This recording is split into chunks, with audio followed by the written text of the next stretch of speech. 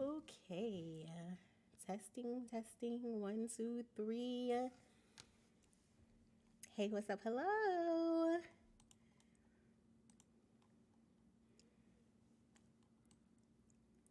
I hope you guys can hear me. We're going to find out soon, though. When more people come in, then we'll know for sure, like, if you guys can hear me or not. So we'll see.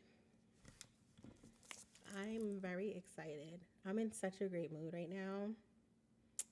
Like, such a great mood. It's Saturday. We finally had some sun today.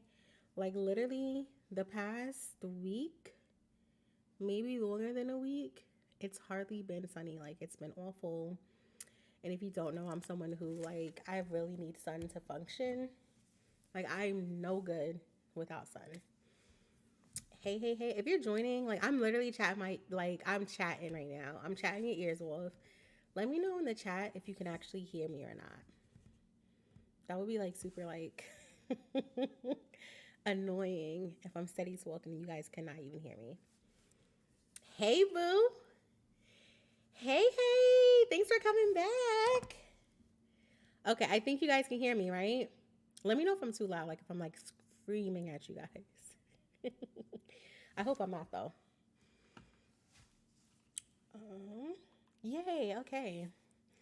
While we wait for some more people to pop in, if you would like to take some time to grab, hey, hello, princess. To grab like a journal or like a piece of paper, or if you're like a digital person and you want to pull up like notes or something on a device, yeah, start prepping your materials. I'm about to reach over and grab my journal, hopefully without knocking over all the rest of my books.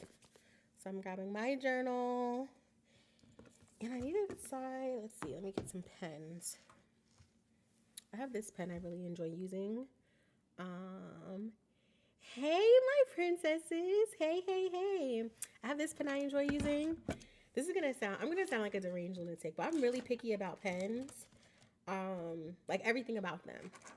Like how fine or not, the point is the color, the way it smells, like everything. I really do love this pen, but it's very thick. And I already write like pretty big. So sometimes I be needing like a fine point pen to reel it in. Let's see. I'll grab a couple more pens. All right. I have my pens and I have my journal ready for tonight. So if you guys want to take some time to grab yours, tonight we are discussing making friends as an adult and then maintaining friendships as an adult. So we started like slightly teasing this topic on Thursday I did a gaming stream. Epic fail. I don't know what was going on with the technology that day. Like it was just not feeling me.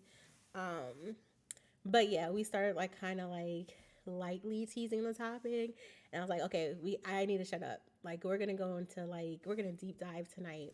So on the screen, you guys can see there are some discussion prompts to kind of like guide discussion in the chat and for our journaling. But yeah, you guys know how I get down. We just be chatting. But yeah, while more people join, tell me about you all's day. Oh, you did a BFF manifestation board last night? Get out. Okay, so let me tell you. So a couple years ago, maybe I shouldn't even say a couple. It's been a few years at this point. Um, to be very specific, it was like 2014. 2014, I believe, I shifted from doing like a physical vision board and I started doing like my vision journal. And months ago, when I did my vision board party, I had shared with those who watched it like that journal, that first one I ever did.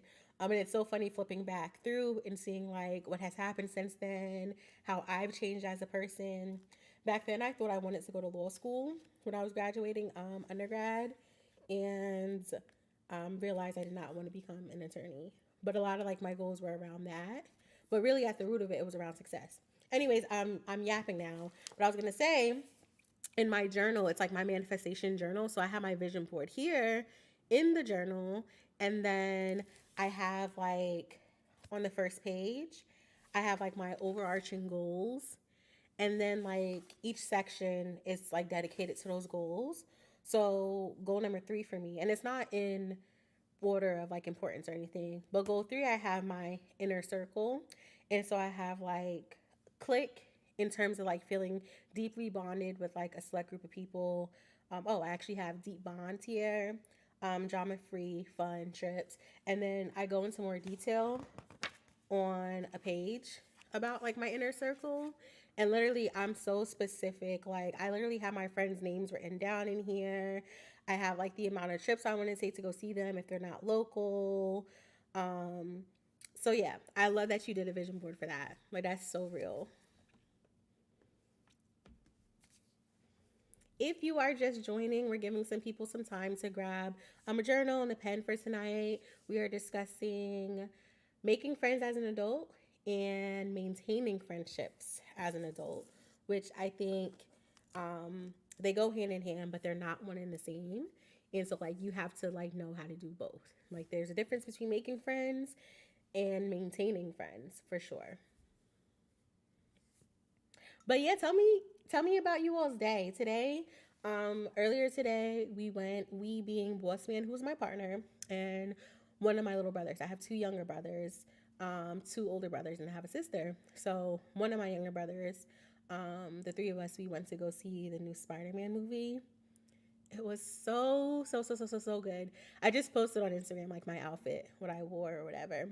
But that's how I spent like the first part of my day, like prepping for that. And then I came home to make sure my tech was actually working for this stream because I did not need a repeat of Thursday. Like, I needed everything to work. So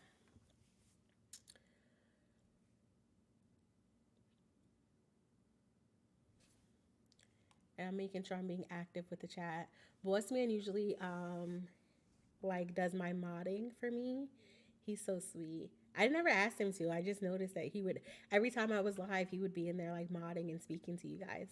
But anyways, he just ran out to get me like little snacks. So we'll see what he gets. I still wasn't really sure what I wanted because I told you guys I went to the movies earlier. So we had popcorn. Oh my gosh, I was so jealous. I purchased tickets in advance and like reserved my seats. I'm very picky about the movie theater. And so I had purchased my tickets like the day that the tickets went on sale for the Spider-Man movie. And I saw later on like that AMC specifically was doing like the popcorn buckets in the head shape of Miles and Gwen. If you're like, I don't know what you're talking about. They're like the characters in the movie, obviously. Um, and so I was like, oh my gosh, I need to go to an AMC theater. Like, I want that so bad. Like, I want a souvenir for this movie because you guys know I'm a nerd like that. But the theaters were packed because I was gonna try to see like if I can switch our tickets to a different showtime or a different theater because we went to a Regal theater and I was like, no, I need a souvenir. But I was pleasantly surprised they had souvenirs. It wasn't the head shaped popcorn buckets, but there were Spider Man popcorn buckets and cups, which I thought were so adorbs. So we got two of each. I loved it. But yeah, that's what I was up to today. I feel like I've been going. And this morning I didn't even drink my tea. So I have my tea right here. My tea message for today. Oh, I love this one. The tea message for today says, we can always start again. I love that. All right, if you have your journals and stuff ready to go, can you give me like a good to go in the chat? Because then we can get started. Let me check my phone to make sure no one is reaching out to me.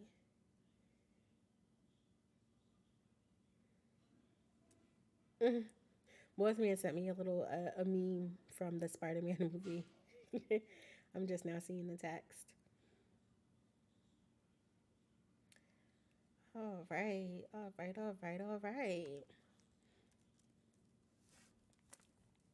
I know sometimes like I watch YouTube a lot on my TV, so sometimes I can't participate in the chat. But if you are able to participate in the chat, please let me know you're good to go. Thanks, Britt Chrissy. All right, we have one good to go so far.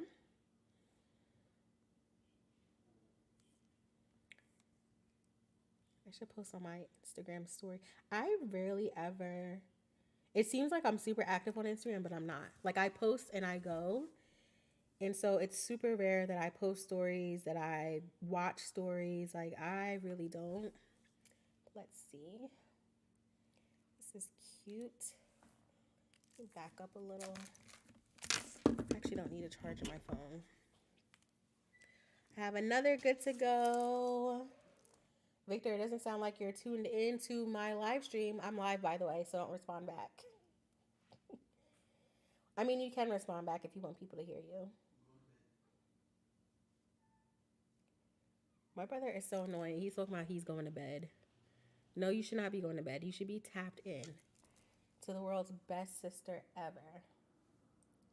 All right, that wasn't cute. We're going to try that again. It just went too fast. I don't want to get people sick. Okay, we're live. This is cute. Every time I post the stories, it's brand new fonts and colors and stuff. That is funny. All right, I'll wait for at least one more good to go, and then we're going to just dive into the topic. What did I need to draw my little heart.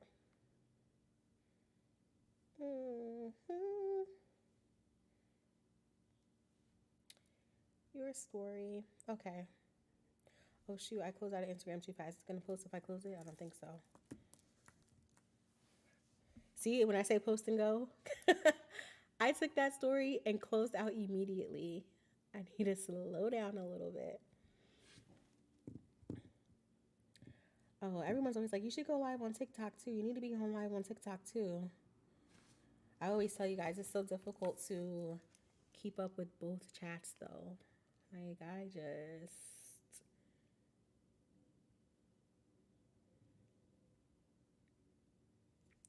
I posted I'm on TikTok right now debating if I'm going to go live on TikTok. But I posted a TikTok about my nails. I don't know if you guys will be able to see them well. But if you haven't seen the TikTok yet, I literally just posted it not too long ago. I have a trip at the end of this month. So, like, in 2 weeks, I have a nail appointment. But, like, it was in that weird in-between time where it was like, okay, I desperately need to get my nails done.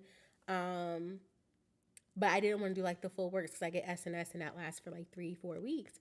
So I was like, okay, shoot, let me just get, like, a cute little gel manicure to, like, hold it. Yeah, you guys definitely can't see that. I see it now. Let me just get a cute little gel manicure to hold it over in the meantime. And I saw that they had that magnetic, like, cat eye polish. I had never seen it, like, at my nail salon. It's, like, a newer thing. But basically, like, it's a gel polish where they use, like, this, like, literally a magnet after they apply a coat. And it kind of, like, I don't know, I guess it activates it. Anyways, the color that was on, like, the sample board is not what is on my nails. And I'm very picky about my pinks. And there's, like, different shades of pink in this, and it's, like, glitter, and it looks really cool.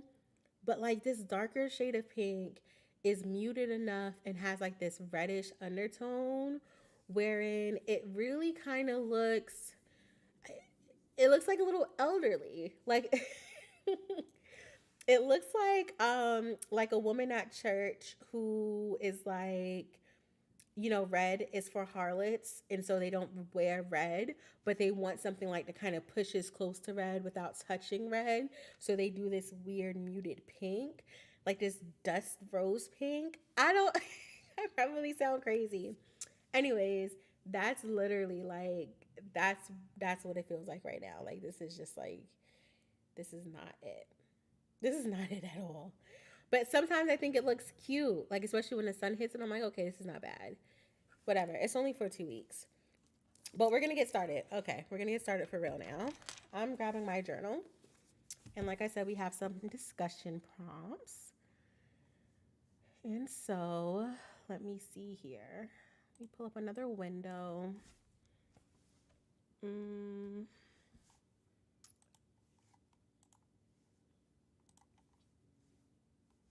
we're gonna go ahead and get started. Oh, I don't even know why I need to pull up another window. I just need to go to my downloads. so I can read the questions because the screen is small on my end. Bam, there it is. All right. So, like I said, tonight we're discussing making friends as an adult and maintaining friendships. And so, before we start diving into the journal prompts, um, as I was sharing at the top of this stream, some of my things, like my goals for this year, my manifestations revolve around friendships. And so, I've been trying to be very intentional about my friendships. And like I had made a joke on Twitter, like, okay, I have no more room on my list to make new friends this year. I need to focus on like pouring into my current friends. But that was like said like tongue in cheek. Like I'm always open to meeting new people and that sort of thing. But I was super like hyper aware that I needed to pour into my current friendships. And what I've found as an adult, and I'm sure many of you can relate to this, is that we have so much going on in life, and as you get like, further into adulthood, you're in many different stages of life than your friends are. And so we kind of started to chat about this on Thursday, but I have like the majority of my friends now, because of the age group that we're in, like my in real life friends are married and or have kids. Um and so like that's a totally different stage of life than where I currently am. And it does mean that you have to show up differently for them than if they were like, in that same stage of life. So it may be easier for me to like go and do like play dates and stuff with some of my friends, like if I had kids too, but I don't. And it really doesn't stop me from showing up to kids' events. So I'm not saying that at all, but just giving an example of like ways in which there can be like a disconnect because naturally you may grow apart because of the fact that you're moving through these life stages at different time periods. And so that's something I've had to be like super duper cognizant of. And when I was looking at my goals this year, I was like, okay, I want to make sure I'm very intentional. So, one of my best friends, Corla, she has a baby who's under. He's actually about to turn one in a couple of weeks now. But he's about to turn one. My other very very close friend Lisa just had a baby last fall, so he'll be turning one this upcoming fall. My high school best friend, I call her wifey, Maisha. She had my goddaughter in December, the end of December. And so, like, all at once, some of my friends who, like, had not had kids, like, for all three of those examples I just gave, this is all their first child. So, all at once, a lot of my friends who may not have entered that stage of life yet entered that stage of life. And so it was just like super glaring for me. And I was like, okay, I have to show up differently for these people and still maintain those friendships and the bonds that we have. And so that's why it was like a big focus for me in my manifestation journal this year, where I set that up as a goal.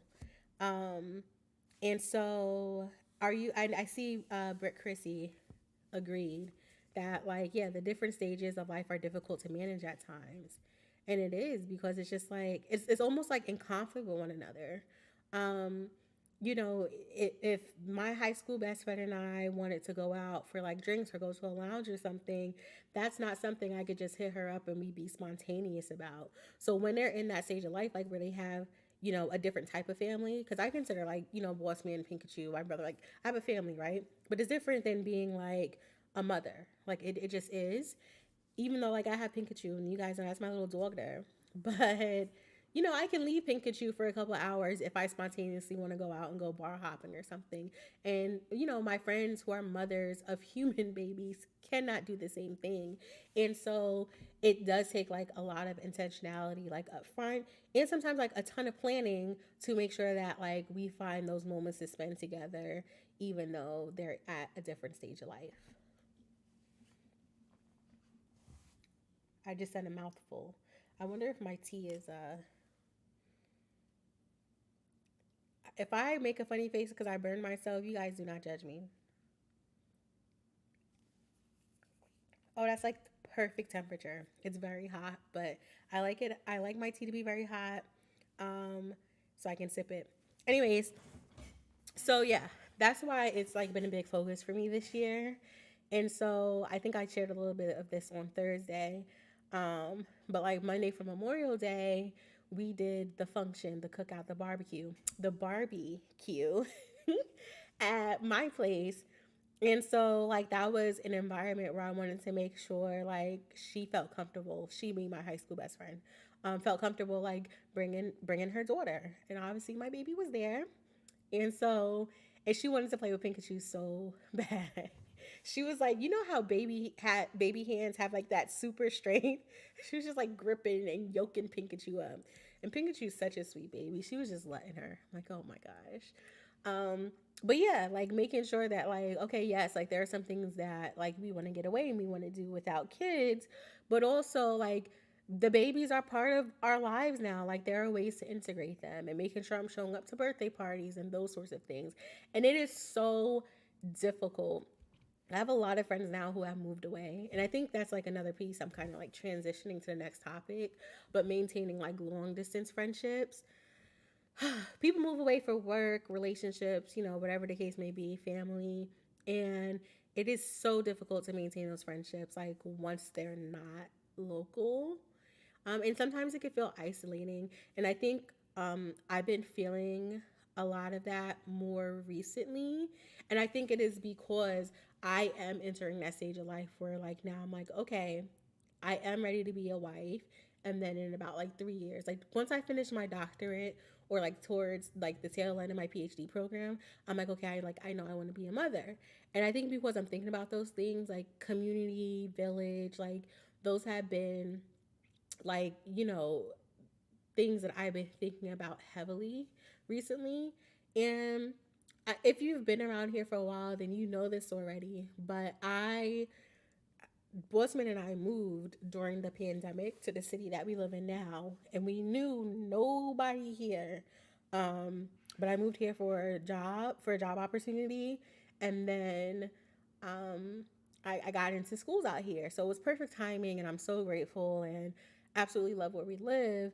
But I feel lonely very, very, very, very often, like very often, and I say all the time, like in like the way we currently live life, where we live and all that, I would not want to start like having kids here and feel like we have no community.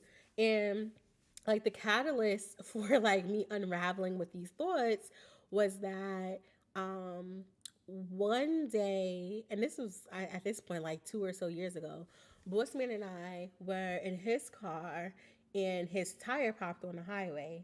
And, obviously we had to go through like insurance and get a tow truck, and then we had to Uber home.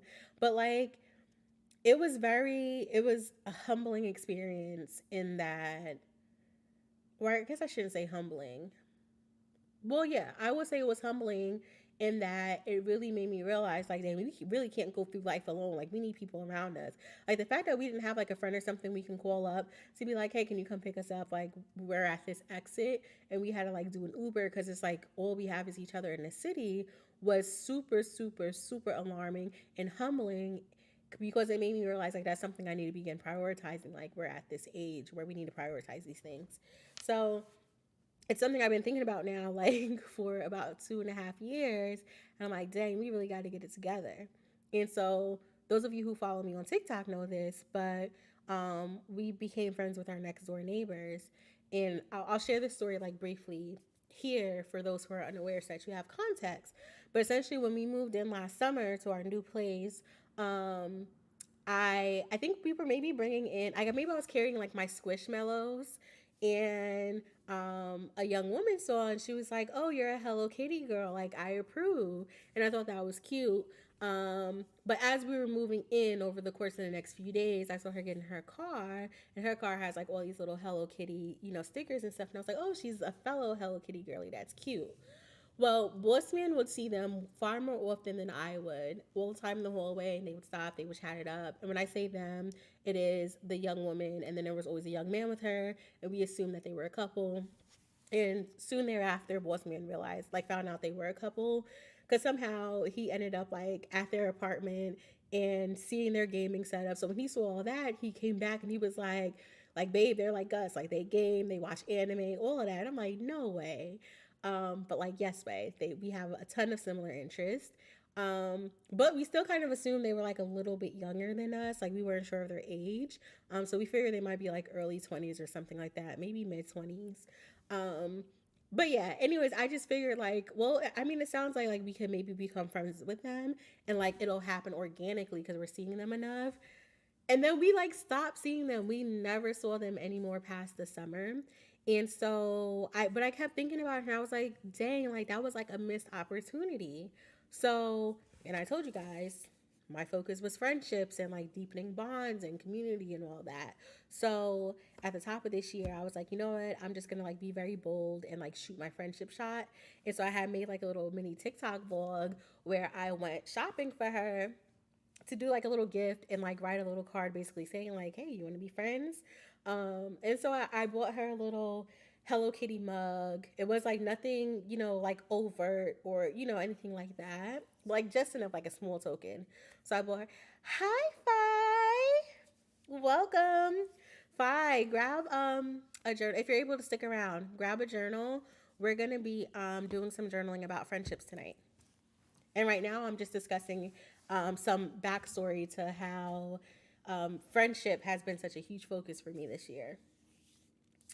So yeah, I went and got her like a little Hello Kitty mug, a Hello Kitty keychain, and then I got her a cute little card. And I was just like introducing myself, and I was like, "Seems like we have a lot of similar interests. Do you maybe want to be friends?" Like literally, no pressure. I don't want this to be weird. But here's my number, and then I also gave her my social media because sometimes people prefer to like kind of check you out that way, or maybe want to talk that way. So, she ended up texting me, and we were texting for like weeks, and like the funniest, like it was just like the funniest thing because when I say we have so much in common, literally like I'm in STEM, she works in STEM. The city that she's from is the city that Boss Man is from, and it's so funny. Like the college I went to, the college she went to is like the rival. Like it's just like these little things that were just so funny. But it turns out like we are around the same age. She's a year older than me. Technically not a year, like 10 months, 9 months, something like that. She's older than me, but we're basically the same age. And then her and her boyfriend have been together in a long term relationship in the same way that Bossman and I had been. So like yeah, we had just been texting and getting to know each other. And then one day I came home and I had a gift. And basically she got me a mug as well. She got me a keychain as well, and she wrote me a card to match it or whatever. And it was My Neighbor Totoro. And if you don't know this about me, like that is one of my favorite movies ever, ever, ever, ever, ever.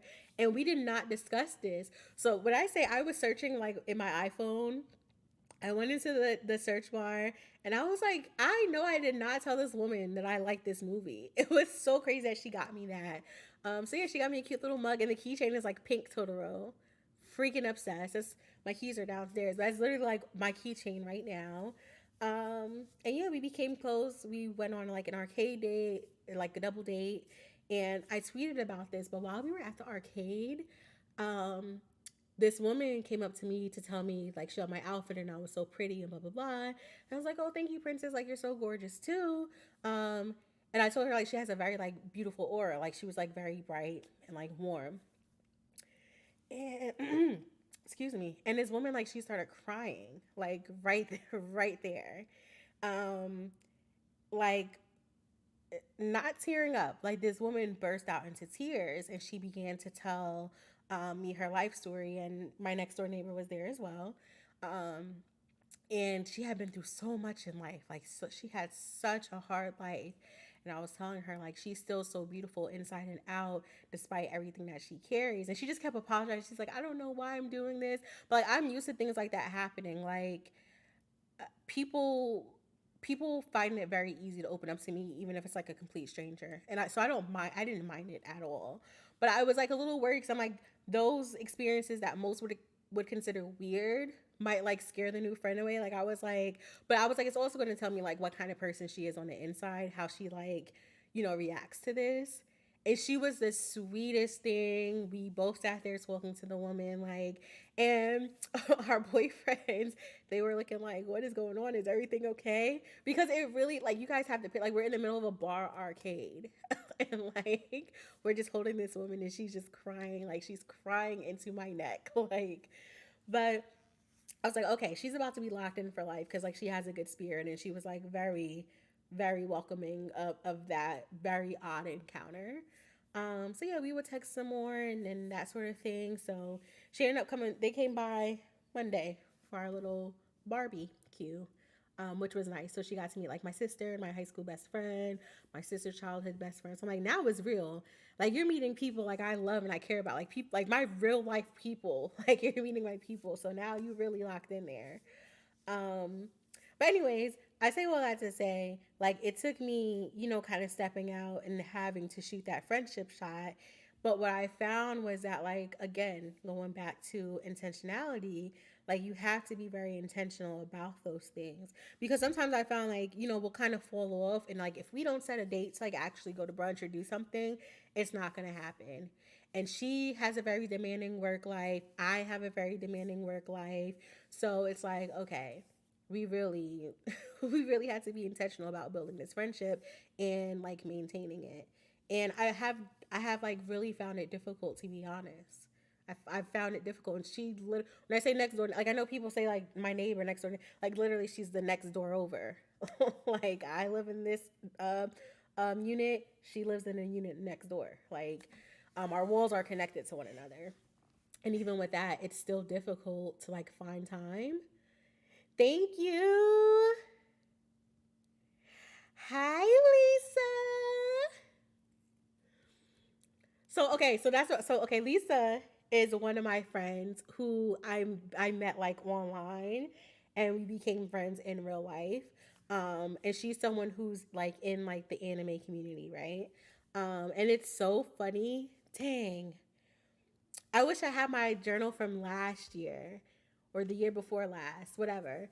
I knew I was going to be friends with Lisa. Like, okay, how I have like my vision board and like in this journal, I had like another vision board in another journal. And literally, like, I had a little like magazine cut out that said Lisa's name. So I was like, oh, that's about to be my friend. Like, I already know it. Like, I knew instantly. But like we like met in person at conventions. And so I will say, and I'll discuss that more in detail in a second here, in terms of meeting people online and figuring out if they're going to transition to being like an in real life friend. Um, but like the vibes are like different. Like it's very different meeting people in person. And it's so funny. I was just talking about this with a coworker. I was telling her um how like my manager, I worked with her, like we worked together at our last job, and when the CEO of our current job was basically like trying to poach her, like he wanted to take her, she was like, well, I'm not going without Key. So we both worked together, and then she took me to this new org with her. And then when she moved into a certain role, she moved me to her team, so she's now my manager again. And I was explaining to my coworker, I was like, it's really difficult to get a. It was really difficult to get a read on my manager when like we were virtual and just meeting, but like when we met in person, like I knew that's my dog for life. Like I love my manager real bad. I tell her all the time, like I will follow you to the ends of the earth. But it's different, like in a virtual environment. There are some people who do translate really well on screen, like how they are online. Like that's what you get in person. I will say Lisa was one of those people for me. Like how she is online is literally how she is in person.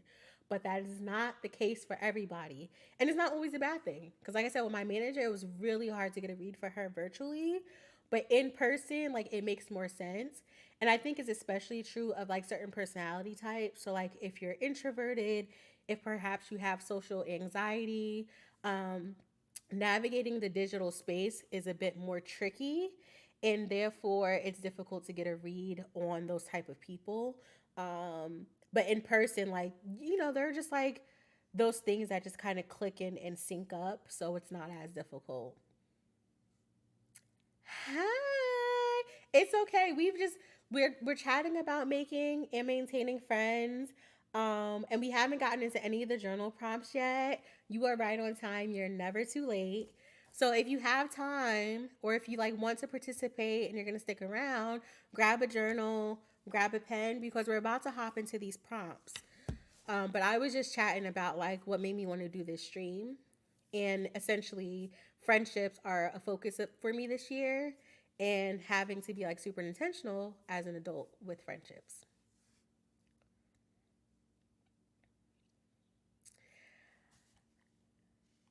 Oh, okay. So that's a good question. What's a BFF manifesting board like? So I don't know if anyone in the chat has done one. I know one person has. If you want to share more about that in the chat, that would be amazing. And I can share what I was saying. Um, for me, I typically every year have like 3 to 5. Most people just refer to them as goals or like New Year's resolutions, right? And so like I have these like 5 overarching goals. Um, and one of them was my inner circle. And so I wrote like some keywords that came to mind. So like the words that came to mind for me were click, in terms of like having a core group of people who I was very close with, deep bonds, drama free, fun trips. So those were like the overarching terms. And then I had like a dedicated page where I believe in like writing the vision and making it plain. So very specifically, what is it that I want out of my friendships this year? And so one example I'll put, because my friend Lisa is here and I was just talking about her, like specifically here, I wrote down hang with Lisa and Eri. Eri is like our other friend. Like, I guess if we were like a trio in the space, it would be the three of us, in the space being the anime space. I put hang with Lisa and Eri at least 3 times, like a very concrete goal to like work on our friendship because I don't live in the same state as them. And so, like, that was important. Um, so like that's how I do mine. And then like I will have certain things like that revolve around that on my actual vision board. Um so yeah, like one part of that I have a manga panel that says and I'm doing it all.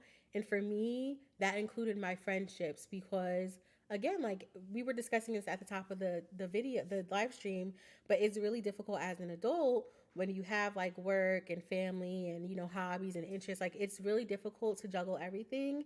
And so on my vision board I have and I'm doing it all because I want to make sure that despite a busy work schedule, school schedule, whatever the case may be, YouTube, I'm maintaining my friendships. So that's how I go about doing mine.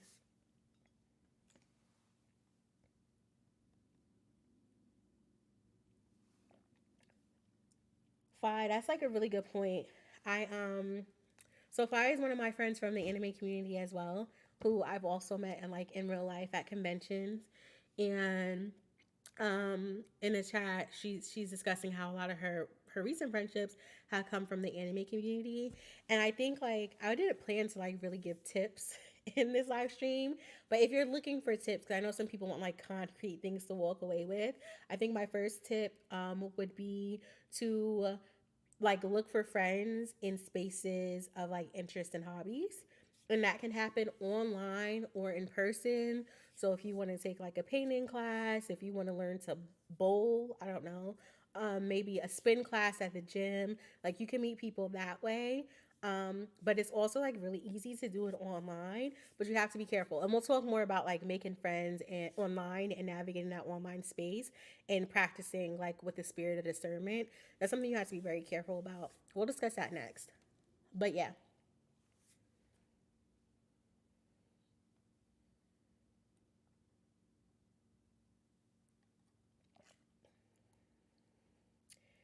Do you have an interest in starting to get into anime? There's always a place to start for everybody.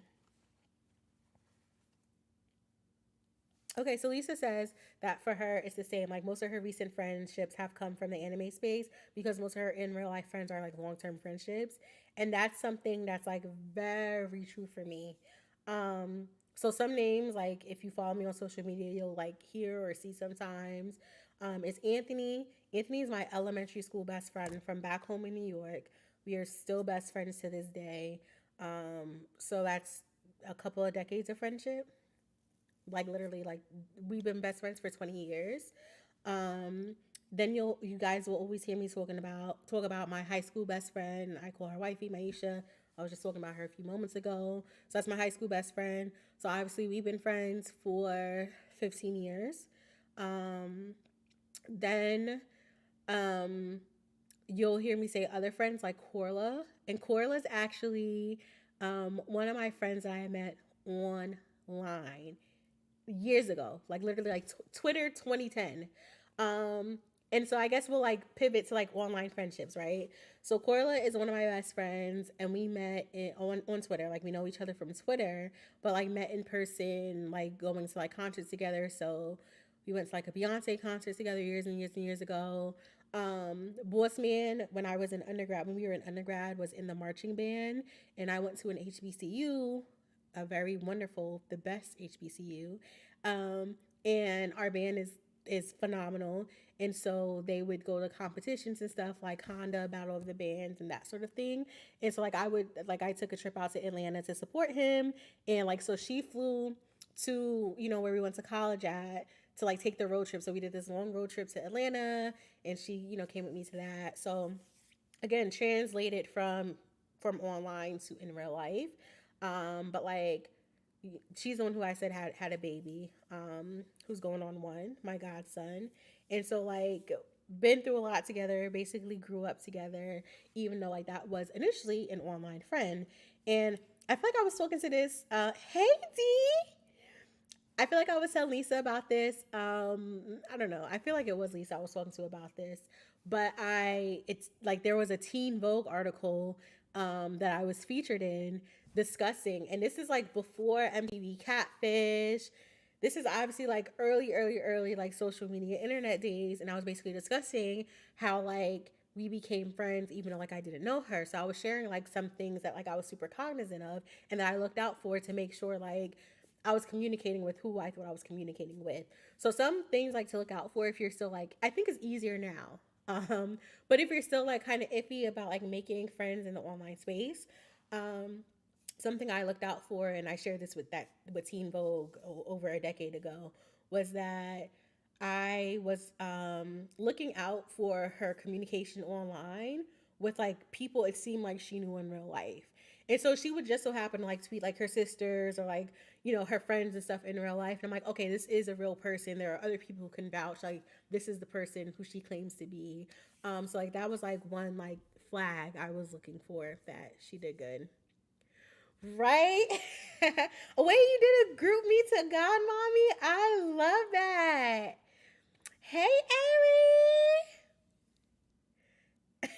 Ari. Now you're talking about Clark Atlanta. Oh my gosh. So yeah, like that was one of the things I look for. Like I said, I'm an old fart, so that was back in 2010 when this article was published.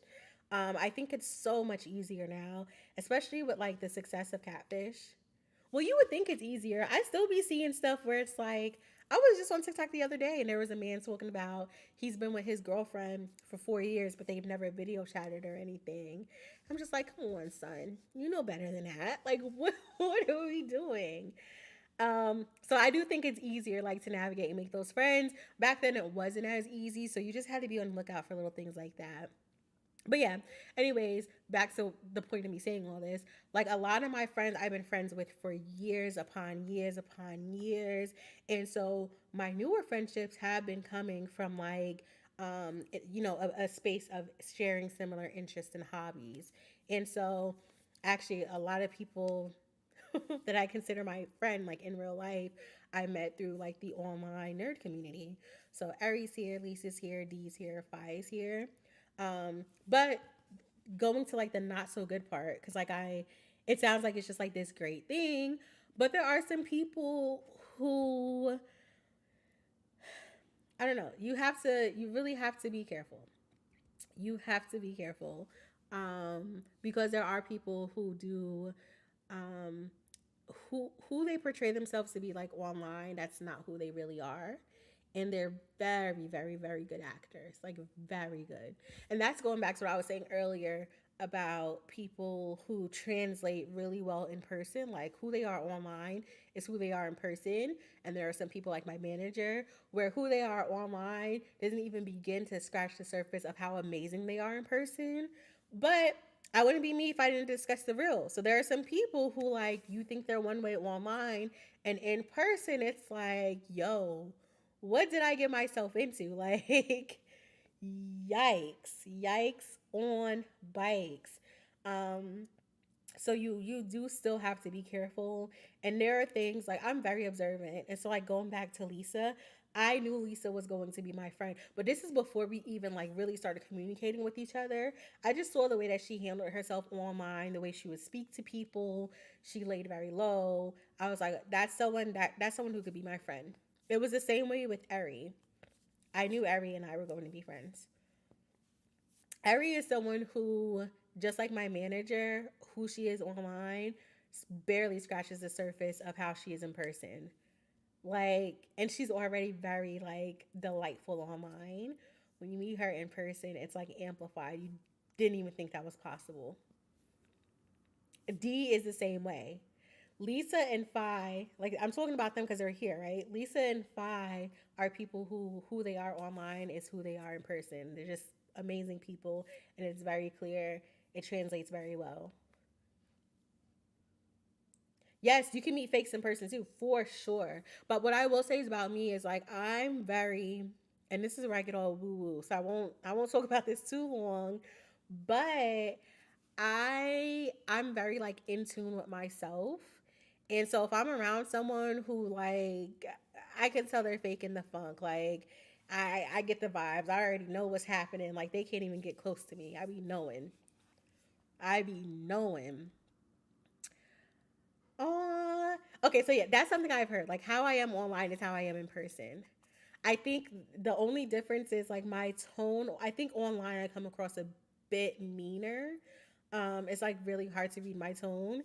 But if you get to know me, then like when you see me online, like it's very much like the same. But like if you don't know me that well, I think it's like it may be a little difficult to get a read on me. But I'm very much so someone who's like, I think I translate the same way online as I do in person. So something important in the chat. Eri says that she's found it more difficult to make friends since the pandemic. That is so real. So that goes back to what I was saying before in terms of like meeting people in person. Like if you're at a spin class or something, like you will naturally make friends. But I think with the pandemic, it shifted the way that we like socialize and the things that we do. And so it's definitely more difficult because of the pandemic. And we're still kind of like in one. Like I don't know. People say like things are like back to how they were. Like they're not. Like we're under a new normal. I wish people would accept that.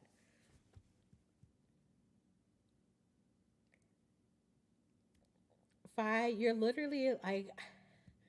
like the perfect balance of like sweet and genuine, but like beyond fun. Like I don't know how to explain it. Like you just give all the vibes. So you know what's so fun? Okay, so D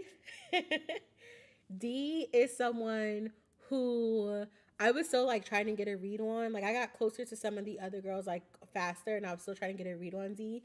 First of all, D helped me with one of my school assignments. I was doing a research project, and D participated, which literally she saved my life. I got an A on that paper I wrote on my research paper. And I got an A in that class. It was my qualitative research class. Anyways, I digress. D, boss man met D, I think before me, or like had spent more time with D before I spent time with D. And he was like, oh, you know, D, that's my best friend. I'm like, how do you know D? But like he instantly clicked with D. So I was like, oh, she really must give the vibes. My partner is very charismatic. And rambunctious and obnoxious. He's like super outgoing. An extrovert at his core. He can make a friend anywhere that he goes. Everyone knows him. It used to drive me nuts when we first started dating. We couldn't go anywhere without people approaching him because they knew him. Um, but I was like, when he clicked with D instantly, I was like, oh, D must really be that girl. Like, there must be something like I haven't seen, like a side of D I haven't seen. And there was. But I met her very quickly. I was introduced to that side of D very quickly. D is so much fun.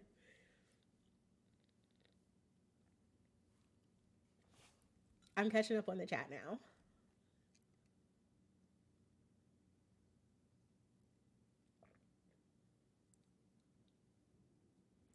D, you're shy where? D, you were not shy at Anime NYC. I'll tell you that.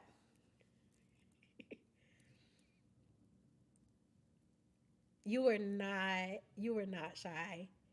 Yes, Phi is such a good time, and it's so funny because Phi does seem like um, very reserved and like a good girl. Like Phi just seems like such a good girl. I'm not saying she's not a good girl, but I'm saying that like sometimes good girls don't have a reputation for being fun, but she's fun. Yes, you're right. Introverts always get taken under the wing. Okay, so in the chat, are you guys introverted or extroverted? I know, like to an extent, everyone's like a little bit of both. But what do you like more so of?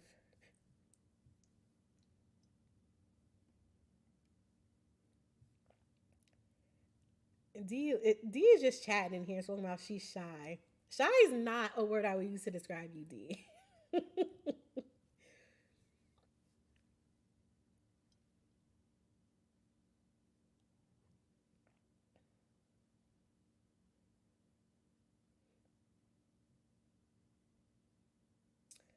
Oh, that's a good point, Lisa.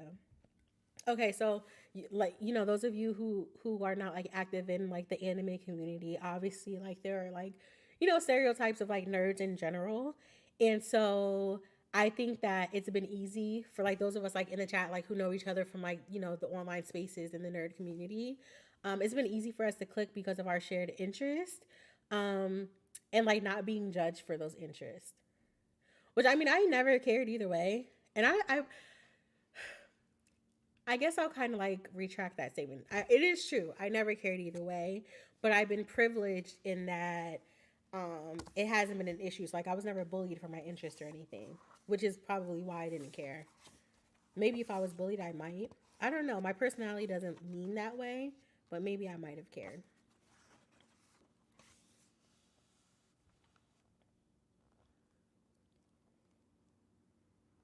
Yeah, I'm an introvert as well. Listen, I, I be exhausted after socializing. Exhausted. It's so weird because growing up, I was always known as like very outgoing and bubbly. Um, I was in so many things. Like I was captain of the cheer squad and dance team, and I would perform all the time, and in church doing solos and speeches and all that. But definitely introverted. I'd be I'd be depleted after those things. Like I have to work up the energy to do them, and then afterwards, it's like okay, it's nothing left. You've taken everything from me. And it does shift. It definitely shifts, Ari. I do feel like maybe in the past like 2 years, I've become a bit more extroverted. Like I'm not as depleted. Like when I did a little barbecue on Monday and had all these people in my place, it didn't take me long to recharge afterwards. Like,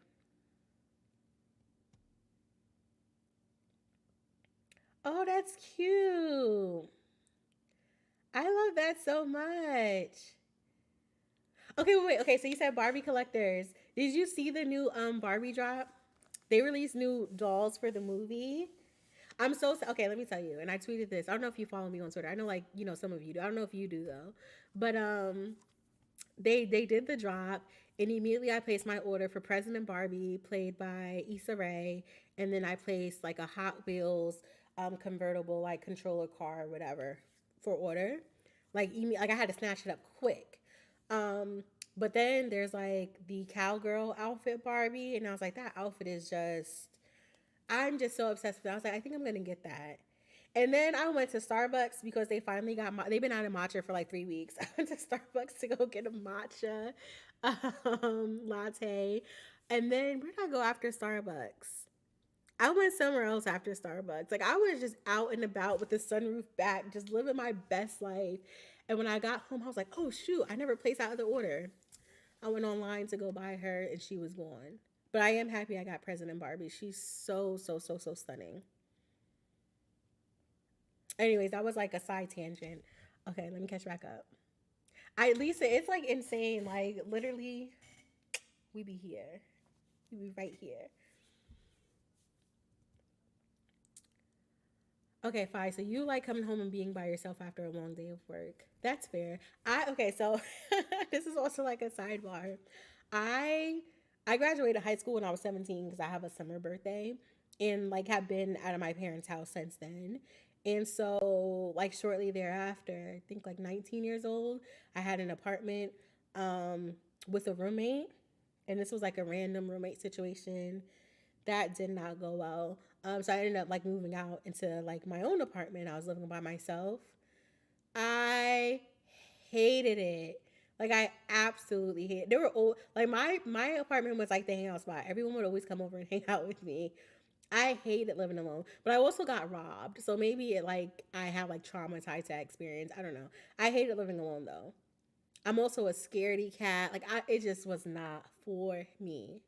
But to be fair, boss man and I, like obviously like we live together and we've lived together for years now.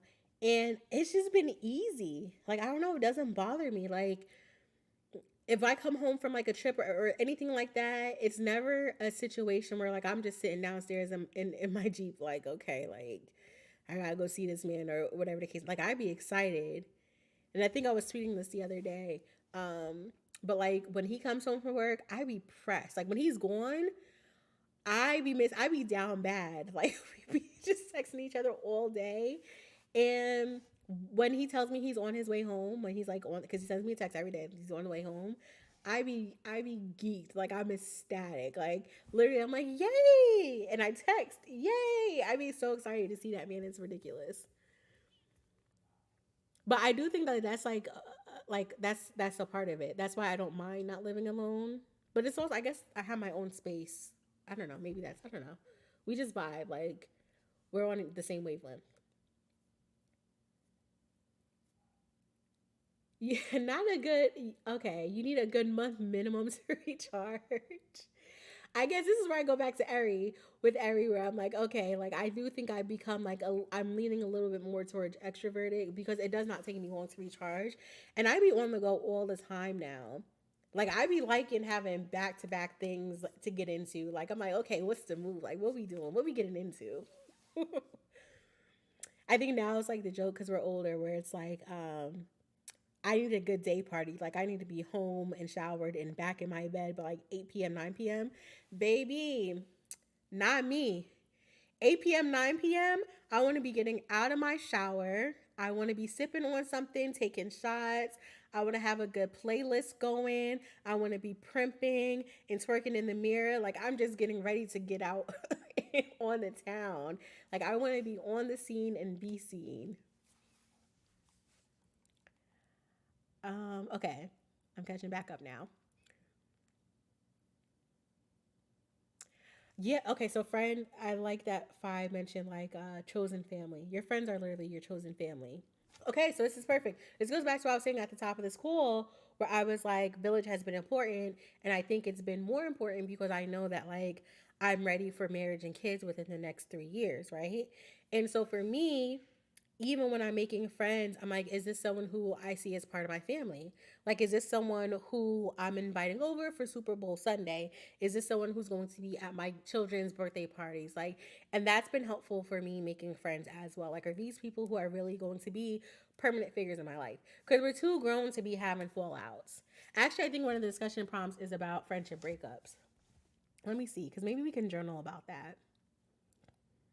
I'm gonna catch up on the chat, and then we're gonna discuss the first prompt. Well, it's technically prompt number 3, but that prompt is: have you ever experienced a friendship breakup? How did it feel? What did you learn? So we're gonna discuss that one first, because that one's just juicy.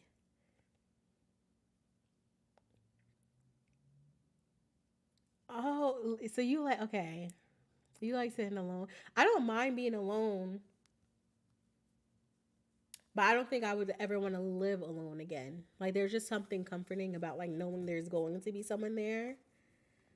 Like one of my younger brothers lives with us now, and I was kind of like I kind of like I don't know, I just kind of like having him around. It's been nice. That be my energy. Okay. Why you be trying to be in the bed? Listen, no, I be Fly Girl Fridays, Stunt Mommy Saturdays. Like, I be wanting to be out on the town. And what I found too, within like the last year, is because it used to be for me, like, I'm like, oh no, like, this is basically a school night. Like, we're not doing anything. Nah, I be wanting to do random things on the weekdays too. I be telling boys, man, like, oh, Taco Tuesday. Like, let's go get some margaritas. Let's find a rooftop. Like, we be doing stuff. Okay, so Lisa's sharing that her husband and her, like, they've been living together since 2016, but it wasn't until 2020 where they spent like the most time together because you guys used to work different shifts. Ah, okay. So that's very similar to Bossman and I. We've been living together since 20. We got our first official apartment together in 2015, so very close to 2016. And that's like right when, like, I had finished undergrad and all that. But before then, to be fair, he when he lived on campus, I basically lived in his dorm room. Like, literally, I think I slept in my dorm room bed once, maybe twice. I basically lived in his dorm room, and then he moved to like an off-campus apartment situation, like, like a 4x4 where you have like your own room, your own bedroom, but then you share the living area. And then I basically moved in there with him. And then, like, I was really moved in there. I don't even think I had a dorm during that time. Like, that was that was my home. But we officially like moved in for real in 2015. And he worked a night shift. He worked a night shift. And it's so funny because I feel like I was probably tweeting about this, or maybe I did a TikTok random rant about it. But I was sharing how I think it was TikTok, how, we saw an increase in people like divorcing and stuff because it forced, couples to be together. And they realized, like, I really can't stand being around you. Like, I actually don't like you as a person. And I was saying I was really grateful because, like, I like Bossman as a person a lot. And my friends, like, know this about me, some of my friends, because I be talking about it all the time. We've been together for a long time, and I love that man with all my heart. But, like, I'm not scared, like, if we were to break up for whatever reason. And I be joking too, like, about my side boyfriend and stuff, because I mean, there are lots of men who are praying for this man's downfall. Like, they're ready to be next in line. They are ready to be next in line. But when I really be thinking about it, I'm like, if we were to break up, like, none of those men even begin to compare to him. Like, I really, really, really like him. Like, yes, I love him, obviously, but I really like him. And that is rare for me. That's very rare. For me to like a man, very rare. I like him a lot though. Like, he's a good person. Um I told you I'm catching up mad slow. I'm the annoying person who's like, what's the next move? If I'm out in an outing, what's the next move? What are we doing next? It depends. Really, it's tied to my outfit. If I feel like not enough people have seen me, we gotta keep the night going.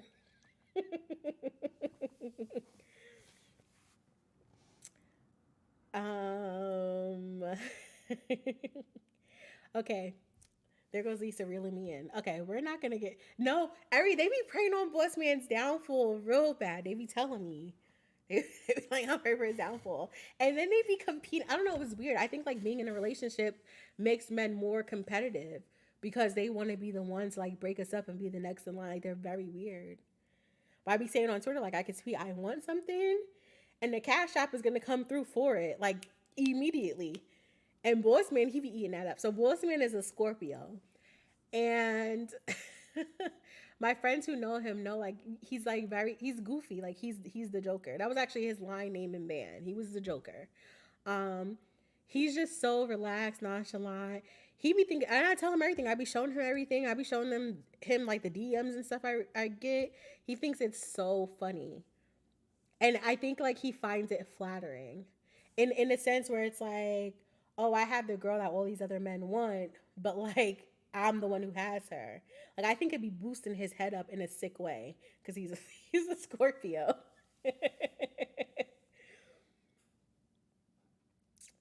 Oh, not not you guys having pretend side people with names and backstories. Hey, Shelby. So tonight's stream is about making friends as an adult and maintaining friendships in adulthood.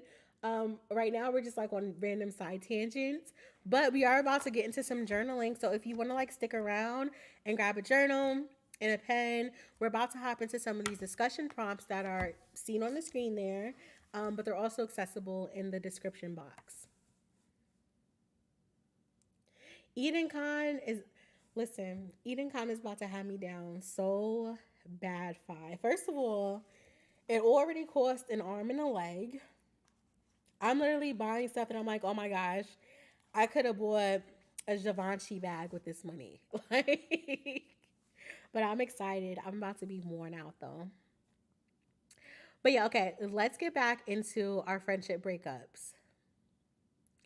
Um, I'm trying to think of how I want to do this. I'm gonna shut up so that people can journal. This is how I used to do it when I was a teacher. I think people need like silent processing time. And I'm aware some people need to like talk through. So we're gonna take a moment of silence to journal that third discussion prompt, which again I will read. That third discussion prompt is: have you ever experienced a friendship breakup? How did it feel? What did you learn? So that is what we're going to silently journal right now. And then we'll kind of come back together. So let's see. I'll do a timer for like 3 minutes. I said this is a very casual, laid back stream, and I'm talking about setting a timer. I'm sorry, I can't help it.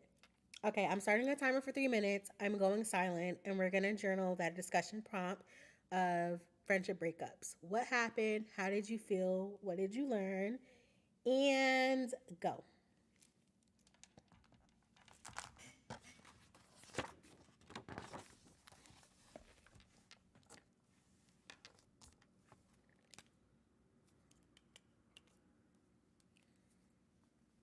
I said I was going to be silent. Feel free to also like share in the chat if you don't want to journal. But yeah.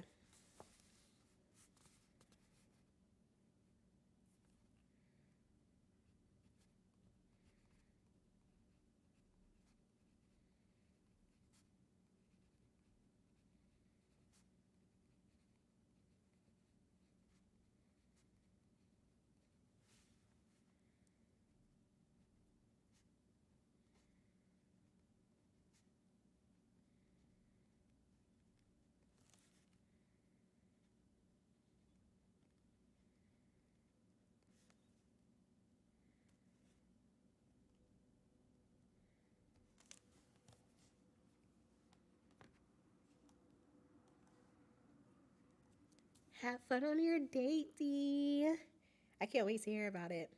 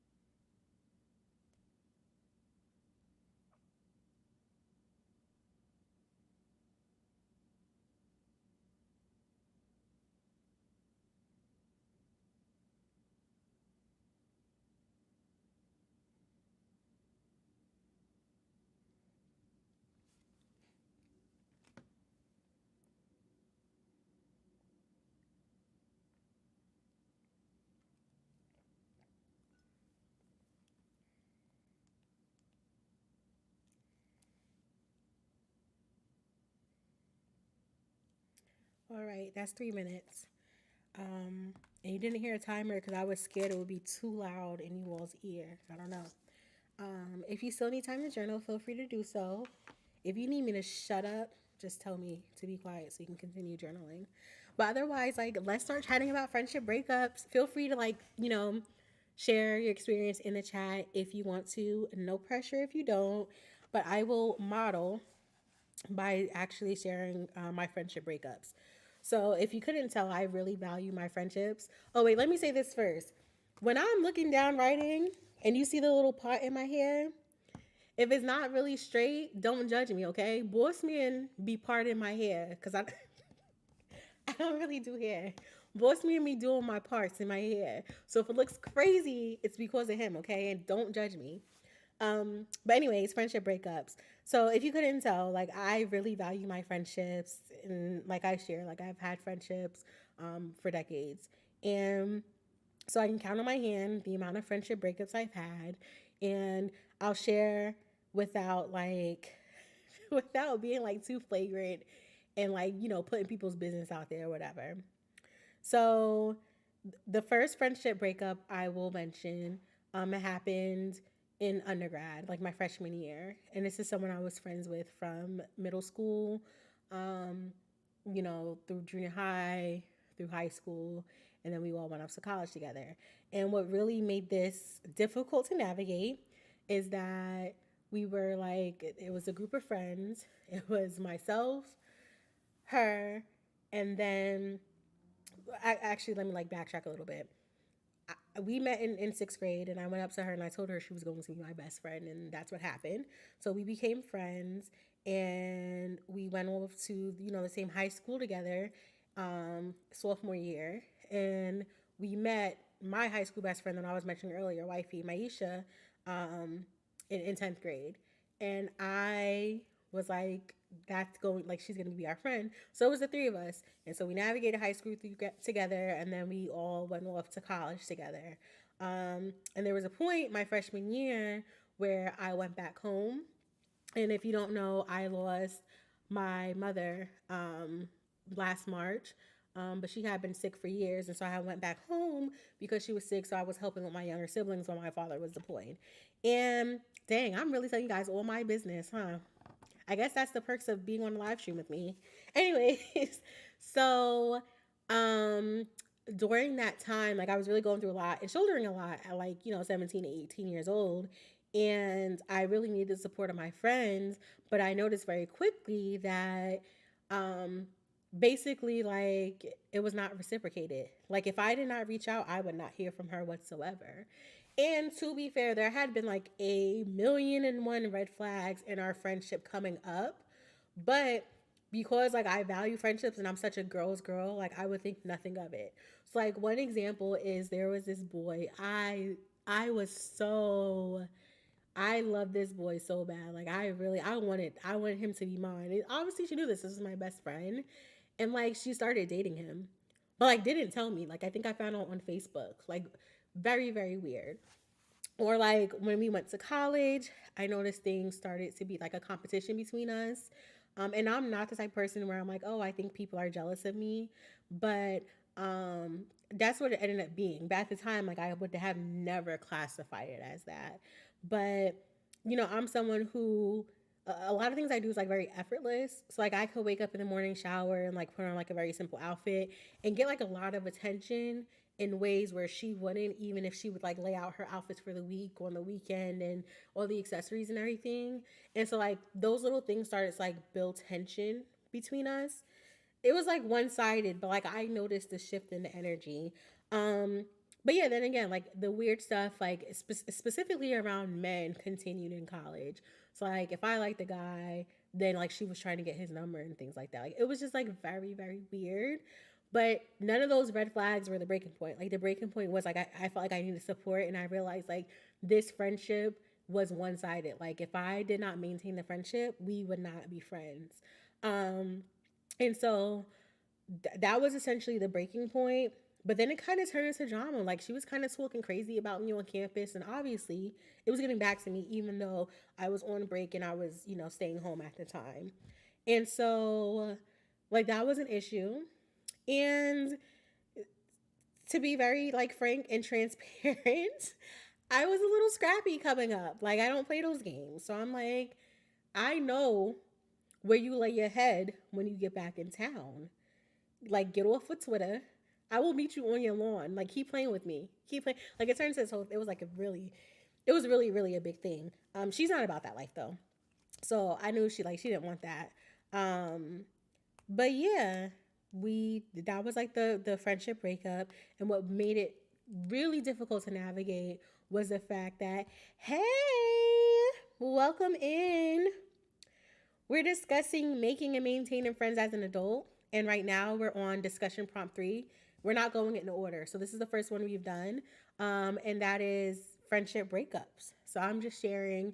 We just like journaled the prompt, and now we're sharing our experience. So I'm sharing my friendship breakup. Um, so yeah, what made it really difficult to navigate was the fact that like we were part of this trio, and I felt bad for Maisha, my high school best friend, who I felt like she was like in the middle of the two of us, and I didn't like that. Like I didn't want her to feel like she had to choose between us, and because I was the one who was away and she was still on campus, I was like, I'm not gonna make you choose. Like you just do you with her, like, and that ended up putting like a strain on our relationship that I like we really had to work hard to like repair. And what's funny is like obviously like the two of us are close. What makes it tricky is like she's still, I wouldn't say close to the other person who I'm no longer friends with, but like she's still around. And so in adulthood now, like it's still like a bit difficult to navigate. But that was like my first friendship breakup. Um, Okay, I'm starting to see over gross men, right? Listen. So Ari shared hers. Ooh, and your friend, like she went along with it, like she knew you guys were together, and your friend like was okay with that. Whew. I need every what? Okay, so I told you guys I can count my hands the amount of friendship breakups. The second friendship breakup, again, this happened years and years and years ago. This was also college though, and this was someone I knew growing up. We weren't best friends growing up, but like we had, I knew her. And I don't know, we were like in between associates and friends growing up, I would say. But anyways, it was just always something with her. And this is again where things get like sticky. She was like the side piece to my high school best friend's like boyfriend. So that made it super, super tricky. But that's like, that wasn't like, the breaking point. Really, the breaking point, and it really wasn't a breaking point. It was just like a ton of things all at once, always at once. But it was just one of those situations where, like, if we would go to the nail salon, we would get banned from the nail salon because of the way she would act. I'm just like, okay, we're too old for this now. Like, you're doing a lot, and like I'm very cognizant now of like my extracurricular activities and what's gonna happen after undergrad. And you're doing too much. Like, it's too much. You gotta relax. And because she didn't relax, and it wasn't like a nasty fallout or any like the one I just described, that was a nasty fallout because I told you guys I wanted to lay hands on her. Okay, but with this one, it wasn't nothing. I was just like, listen, it's too much. It's too much. It's not gonna work. It's you, not me. And that was that. We're still like fairly cordial. I feel like we're Facebook friends or something, but like where I would that's like not my friend in real life. So I can. She felt like it was justified. Uh, uh, uh. All right, and then so those were like college ones. So I was like, I was a baby, right? So I will discuss one in adulthood, and I feel like that's on topic, like discussing making and maintaining friends. I did have a friend who I'm no longer friends with, and um, like I said, I'm not trying to put like people's business out there. Essentially, like when I lost my mother, um, I just did not have the support that I needed from this friend, and this friend had a life event occurring. Um, that she was centering. And for me, that just wasn't as important as me being around my family and, visiting my mom in the hospital. And she just wasn't like super accepting of that. And not only was she not super accepting of that, but she just, like I said, wasn't supportive, right? And she felt a way that like I was prioritizing what I had going on over this life event she was doing. Um, Again, this wasn't like a nasty fallout. We were, adults, and I'm very firm and clear. Like with me, and this is no offense to people who believe in ghosting. I don't ghost people. Like I'm very, especially like if we've had some type of something, I'm very clear, firm. I leave no room for confusion. Like you will know exactly where you had me effed up at. Like it'll be no questions about it. Like I'm very clear. I'm going to spell it out for you. I'm going to write it in the sky for you. Okay. So I was very clear. Like this is what you did. This is how I felt. This is why it's not gonna work. That's that. Like, it don't have to be nothing nasty or anything. The people who know me know, like I in real life, like I don't curse. So it was nothing nasty. I'm not getting crazy with it. But you will be very clear about about what's going on. So yeah, those were my three. Only one from adulthood. The two were, undergrad. Um, but yeah. Oh, okay. I already dropped some more. She was like Cassie from Euphoria. Listen, say less.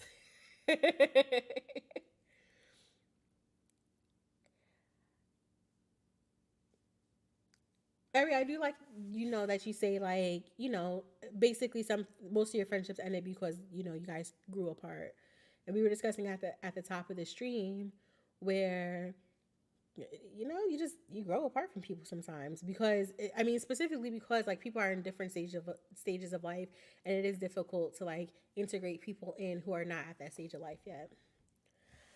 All right, we have another chat discussing their friendship breakup.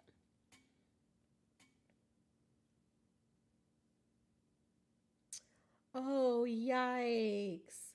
So it is really, really, really. I think that's why some people like don't want to mix like the people in their lives in that way. So she dated your brother. Yikes. See, I don't know. I would have either like I would just avoid dating the brother altogether because I wouldn't want it to like interfere with my friendship. Or if like I decided to go through anyway and it didn't work, I would just bite the bullet. Like, you're still my friend. You didn't do anything wrong. I would just have to, be a bit mature. But you said it was like late middle school, so it's understandable why she handled it that way. Okay, this is not one of the prompts, but for those of you who had a friendship breakup, did you ever have a friend like come back? Or you went back to the friend and you guys were able to work it out?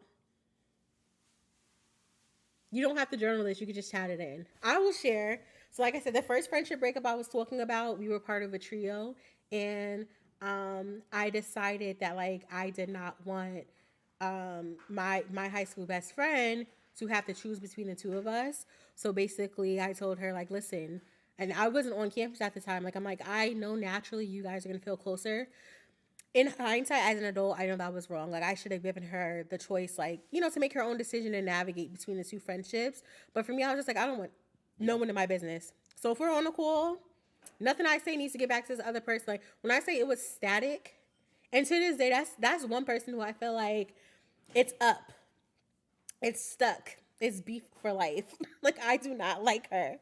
Um, but my high school best friend, like I made that choice for her. I was like, you know what, you stay over there with her, and that's just gonna be that. And so it put a strain on our relationship.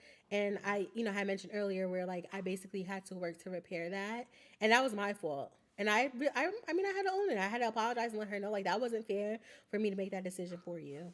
Like it really wasn't fair. So,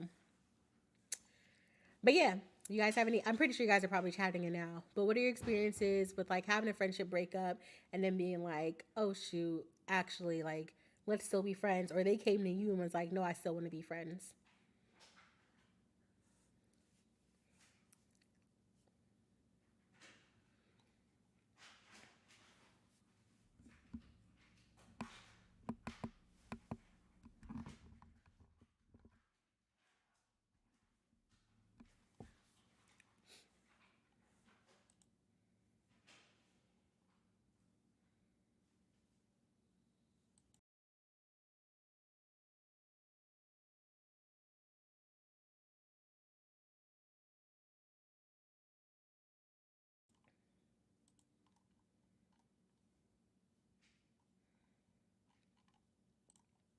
I'm looking at these prompts to see what we're going to discuss next.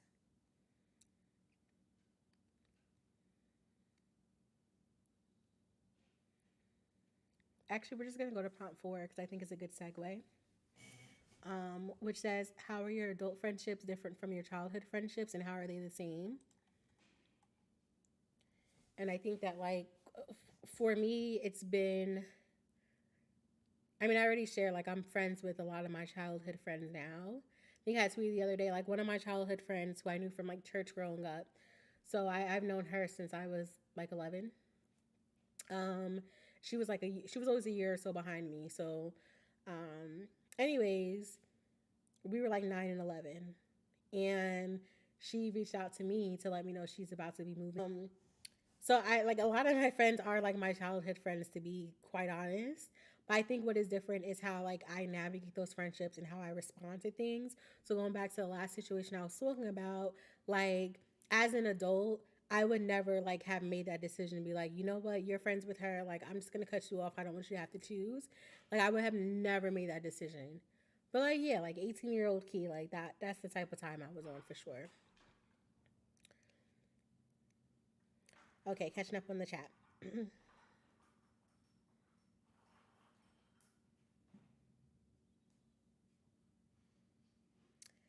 Lisa, I love that. Oh my gosh.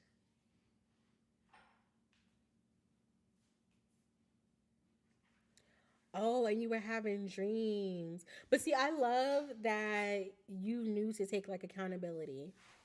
And that was just, like the same for me. Like with Maisha, I was like, dang, I effed up.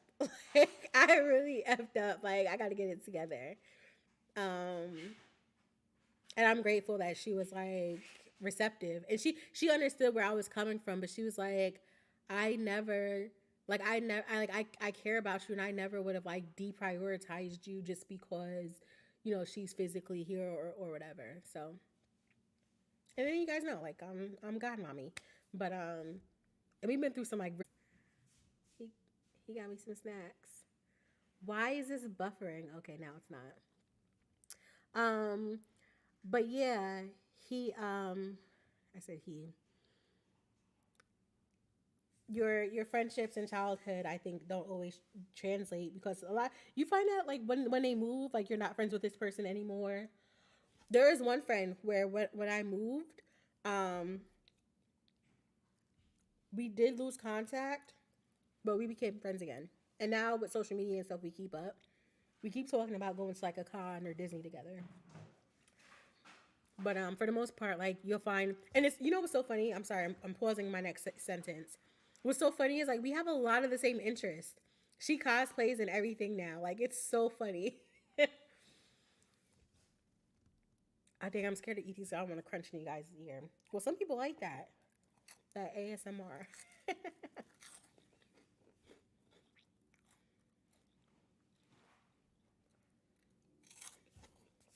um, dang, I really left my water downstairs.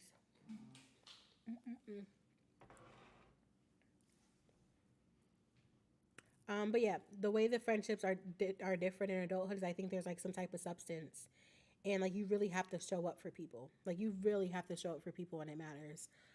Um, and oh, thank you, baby. So I will say that's how it differs. Do you guys find differences in your friendships from childhood compared to adulthood?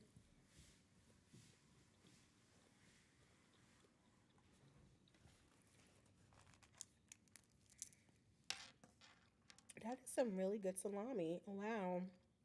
Speaking of Maisha, she texted me a picture. Oh my gosh, get out of here. You guys won't be able to see it, I don't think. But she texted me a picture of my goddaughter and some little pink sunglasses. My goddaughter has this little Hello Kitty that she loves. Babe, I think they'll be able to hear that in the background.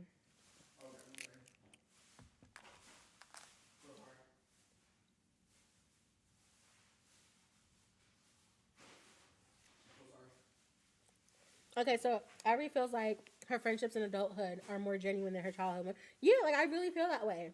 Because again, I feel like for childhood friendships, it's like a matter of convenience in terms of proximity. This is so spicy. Oh my god. Oh my god. Why is this so spicy? This is just pepperoni. Oh, want to be spicy? Okay, let me tell you guys something, okay? If you follow me on Twitter, you already know this. I used to love spicy foods growing up. Before Hillary Clinton and Beyonce, like literally, I would have a little bottle of hot sauce in my bag for school lunch. And as I'm getting older, I can barely handle it. My favorite anime is Fire Force, and my favorite character in that anime, but also like my favorite character, period, across any type of anything, is Princess Himana. And one of the things about her, she doesn't like spice. I'm like, dang, I'm really becoming her. I cannot handle it. My throat's on fire. You guys, I literally just ate a pepperoni. What's happening? That must be spicy pepperoni.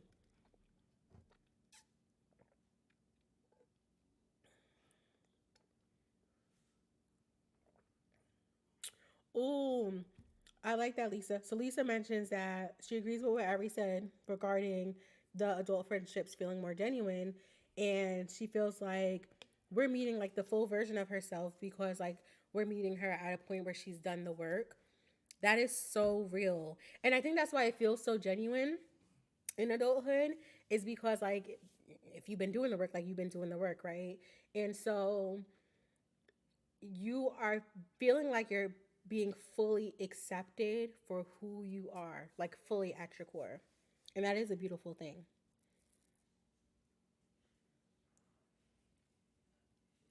Oh, that's so beautiful. Oh my gosh. That's real. That's really real. That is really, really real. Okay.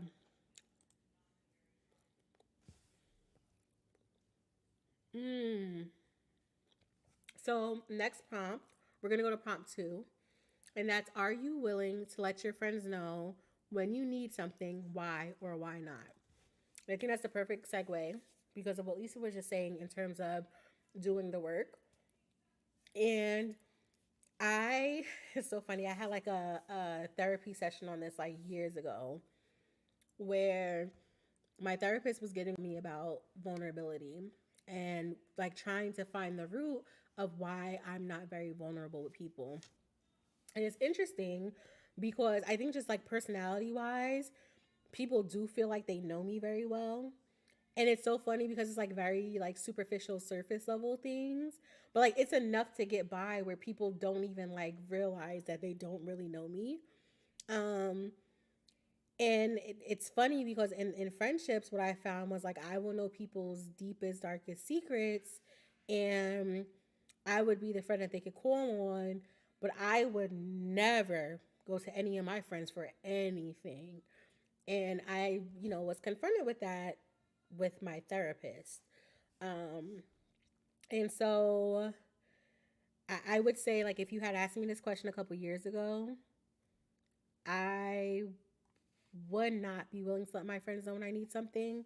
But as an adult who's done the work, um, and who's like a better version of myself, I think at my best self, yes, I would let my friends know if I needed something for sure. Dang, I was supposed to give you time to journal. Okay, I'm going to shut up now for like the next 3 minutes in case you want to journal the response to that prompt. But also, again, feel free to chat in the response to that. So, for those who just hop back in, we are looking at discussion prompt number two. It's here on the screen, but also in the description box. And it's, are you willing to let your friends know when you need something? Why or why not? So, we're taking 3 minutes of silence to process that prompt number two, and you can chat it in or you can write in your physical journal.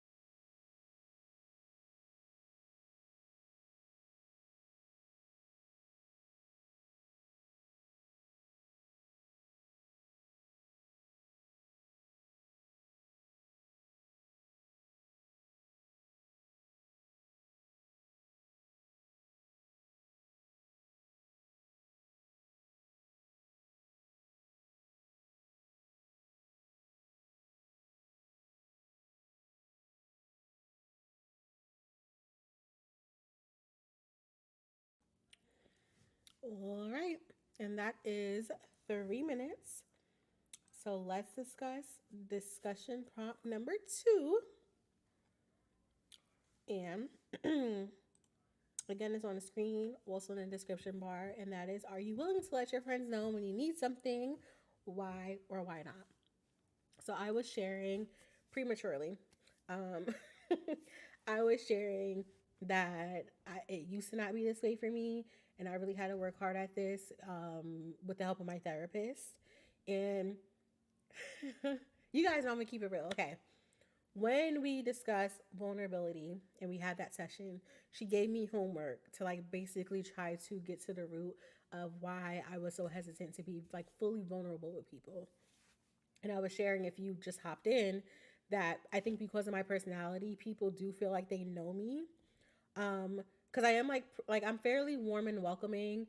And people like know enough about me and like my interests and those sorts of things to feel like they really know me. But at the core, like they really would not know me. Whereas for my friends, like I would be the person they could come to with like their deep dark secrets, but I would never in a million years go to them for that. And it's so funny when my therapist gave me that homework, I did not I did not book my next therapy session. I did not want to go into detail with her about it. Like I didn't want to do the homework. I just did not want to do it. But very committed to being the best key that I can be. So eventually I did get to the root of it. And essentially what I found was that um I am the eldest daughter. So I do have two older brothers, but I am the eldest daughter. And if you are a person of color, you know that means a very different thing in our household than it would in like white households. It carries a very, very different type of weight.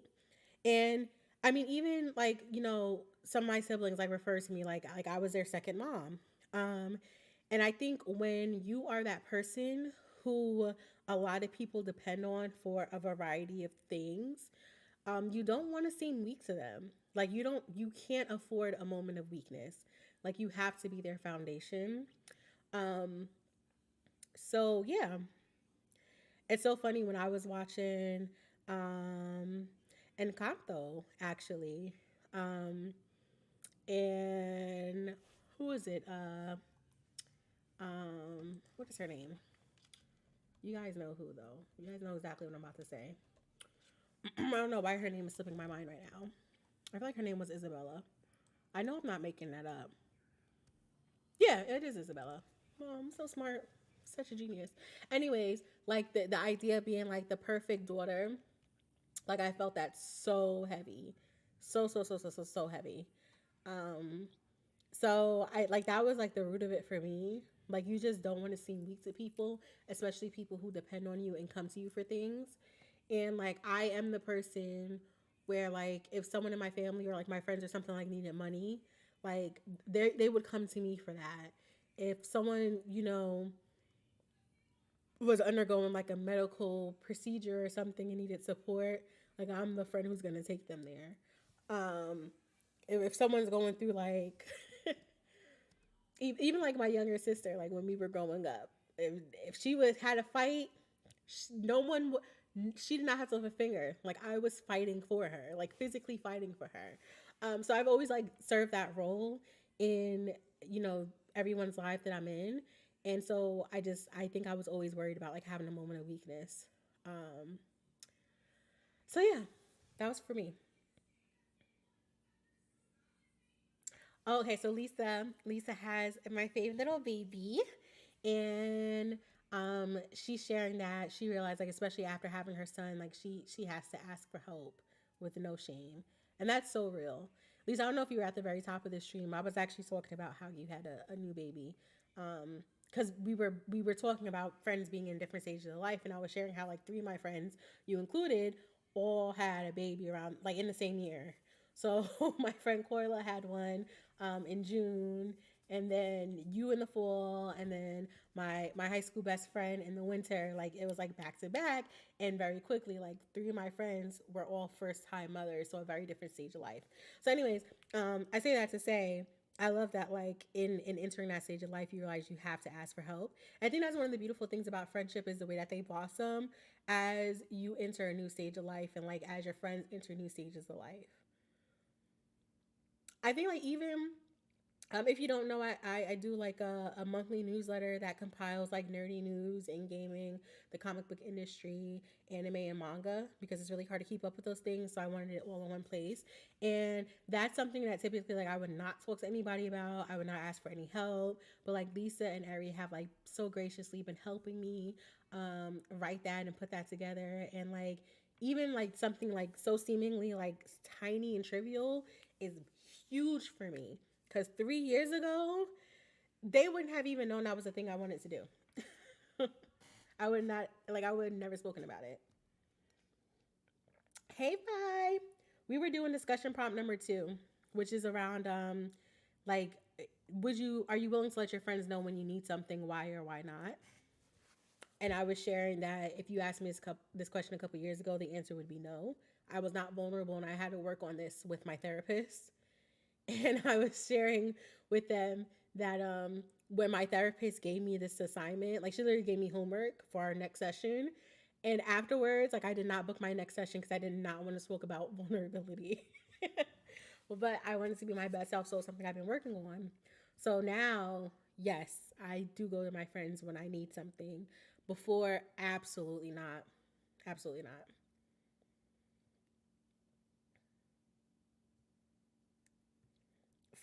I've seen that in our friendship.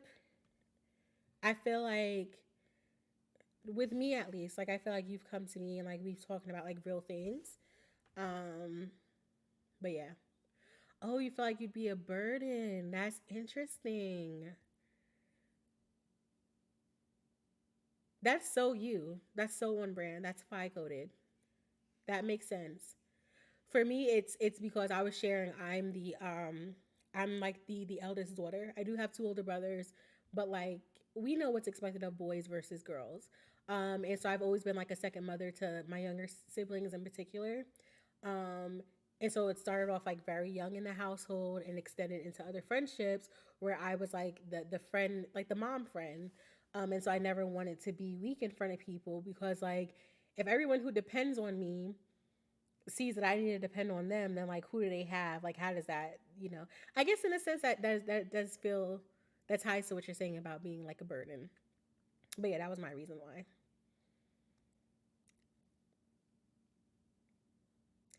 So Ari mentions that like she's learned that life is impossible to do alone without help. People need help and that's okay. Um as cliche as it sounds, like you really can't do life alone. And we were not meant to do life alone. Like we just simply weren't.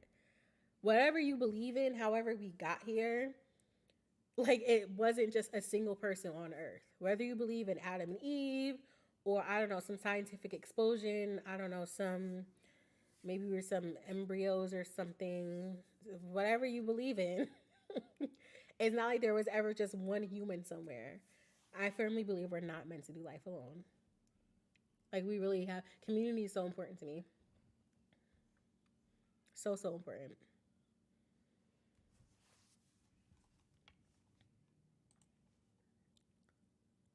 So let's go to discussion prompt number 1.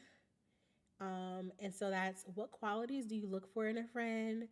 Do your friends obtain those qualities? Do you? Um, dang, this is good. I'm the one who put the question there, but I'm like, dang, I didn't really think of this. Hi, if you're just joining, we are discussing making and maintaining friends as an adult. And we are looking at discussion prompt number 1. They're right there on the screen. They're also inside of the description bar as well. Um, what qualities do I look for in a friend? I'm gonna shut up and give us like 2 minutes if you need time to like silently process. I'm gonna jot down some words that come to mind.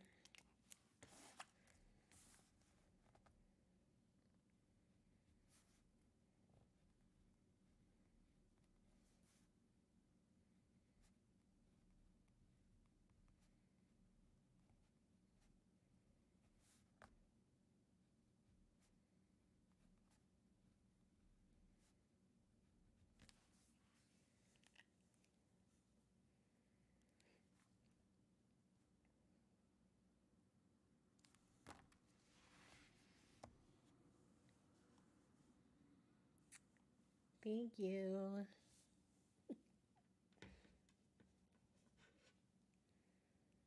All right, about another 30 seconds. What qualities do you look for in a friend?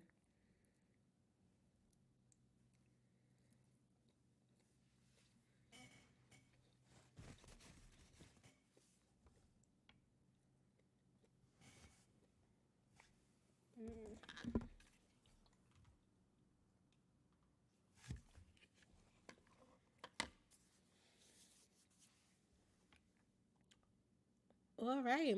If you're just joining, hi, welcome. We're discussing making and maintaining friends as an adult.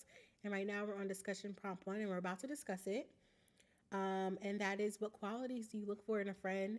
And like, do your friends that you currently have those qualities? And then do you have those qualities? I think that those two follow up questions are important. So, as always, I will kick us off and model, and feel free to share in the chat what you wrote down. Does the cam really look good? You know what's so funny, babe? It's just like it's what is it called? The FaceTime camera, like in the MacBook. Like, I don't even have my camera plugged in. Um, anyways, so for me, I wrote down three words that like instantly came to mind. And I guess maybe if I spent more time thinking about it, I don't know. I'm trusting my gut. The first word I wrote down was loyal. And I do actually need to interrogate that a bit more because there's like some pettiness beneath it. But loyalty is very big to me. And I tell people all the time, like, I'm the friend where, like, if one of my friends has an issue with somebody, honestly, like, okay, I have an issue with them too. But, hear me out. It's because I really vet my friends thoroughly. You got, if you've been here for the whole chat, you know I've had friends for decades now. Like, so once you're in my life, like you're in my life for real. And so I vet my friends thoroughly. And so I'm not friends with like super petty people who just fall out over nothingness and that sort of thing. So if they have static with someone, it is legit. There is a reason why they feel that way. Thus, I agree. I automatically agree. Now, what I will say is, as an adult, there can be a discussion because I feel like in friendships you should be able to check each other and be completely honest. So if there was a point where like I'm having a conversation with them and I'm like, you're actually kind of bugging, like that's different, right? But otherwise, mm-mm. And for me, like I kind of want my friends to be the same way. Like, don't be laying up at the hookah lounge with my ops. I'm like half joking. Don't be doing that. But you guys know what I mean. Um, so yeah, loyalty is really, really, really, really, really important to me. But I'm like a very loyal person. Like I'm very, very loyal.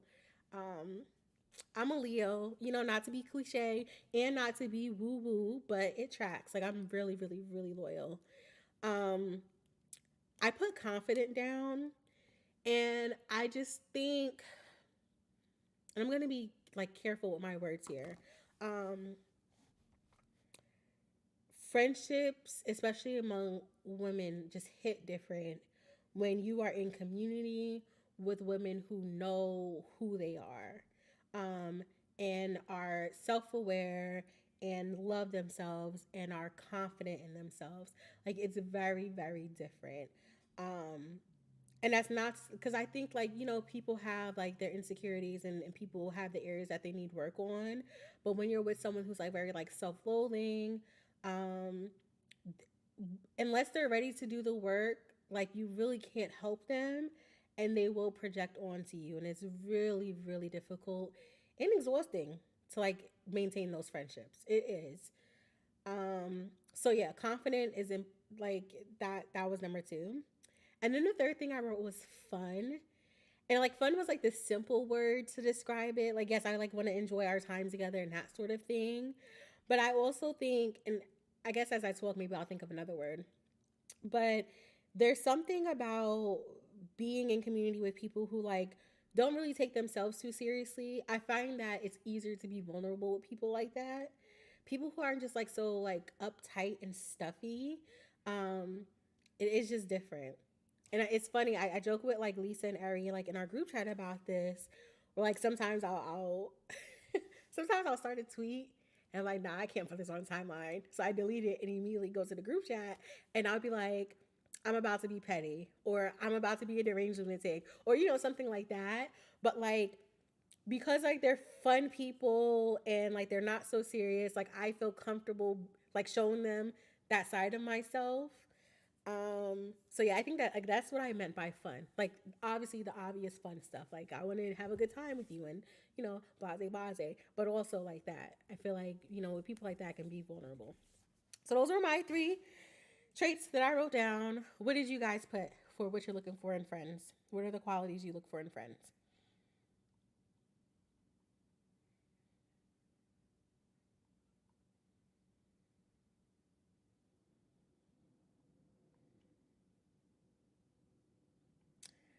Okay. Karma says he needs devotion from his friends. You are so unserious. Okay, at least I knew you were gonna put. We talked about this before. I knew you were gonna put confidence as well.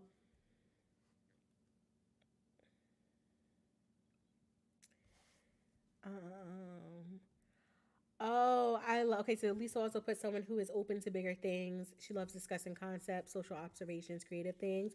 Well, I actually started to write down intelligent, but I didn't have time to like fully like form my thought around that. But where I was going with that was like people that like I can dream with and just like talk about like anything under the sun with. And I think that if you're on a certain level of intellect, like you're more receptive and open minded and creative. And so that's where I was going with that. So we were also aligned with that one. Um, Ooh, I already put empathy, loyalty, honesty, kindness, and fun. Oh, and a strong sense of self. So yeah, a lot of these things. But see, that's why Lisa, Ari, and I are like this. um, I love, love, love empathy, honesty, and kindness. I tell people all the time, all the time.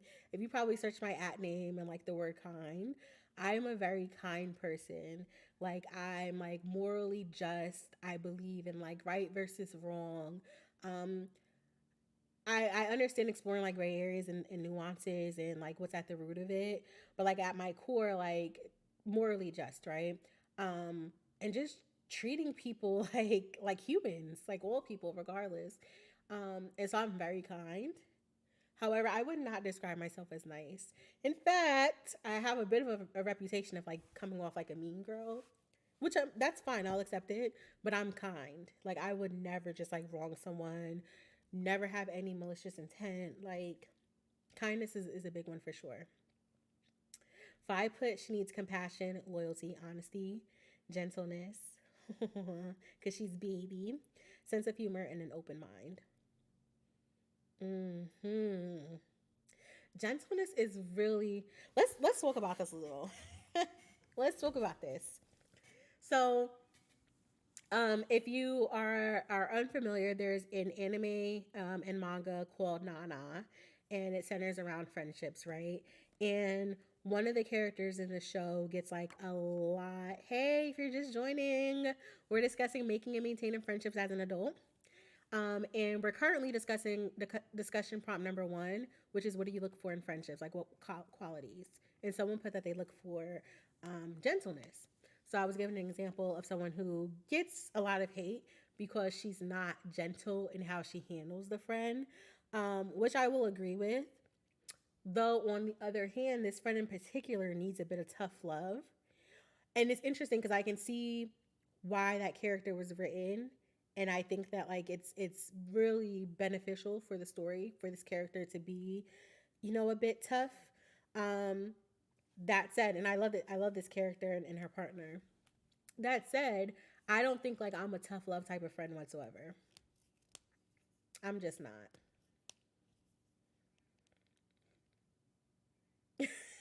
You're back to this devotion.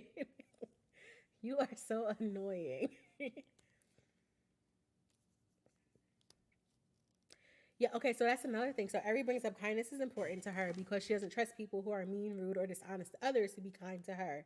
And that's where you really have to watch how people treat others. Because if they will do it to someone else, there is no telling when it's your time for them to do it to you. Like, I really believe that.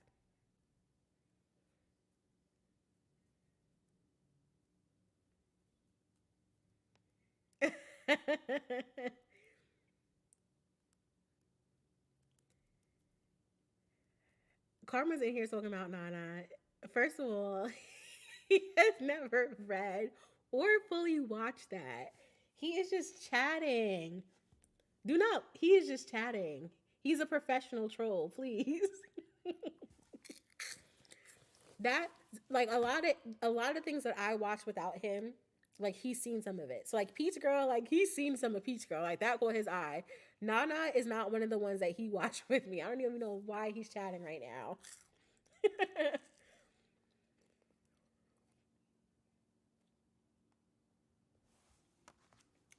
um. Yeah, kindness, being gentle with people, super important. That's super important. I think what else is like a really like telltale sign is um in moments of like discord and like a lack of harmony, how are they moving? Um cuz that tells you a lot about a person as well. Like it tells you a lot about a person. If they airing business out on a timeline and stuff like that, listen, stay away. Stay away.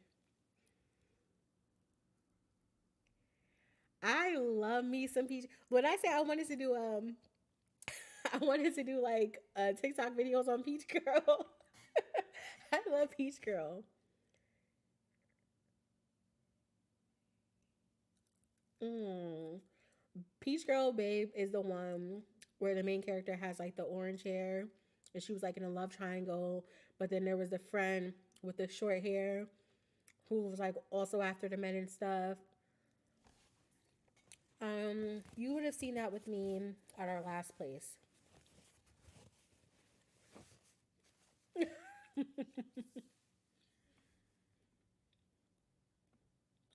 I'm trying to think about what you're talking about. Something happened about a bracelet and they thought she died or something.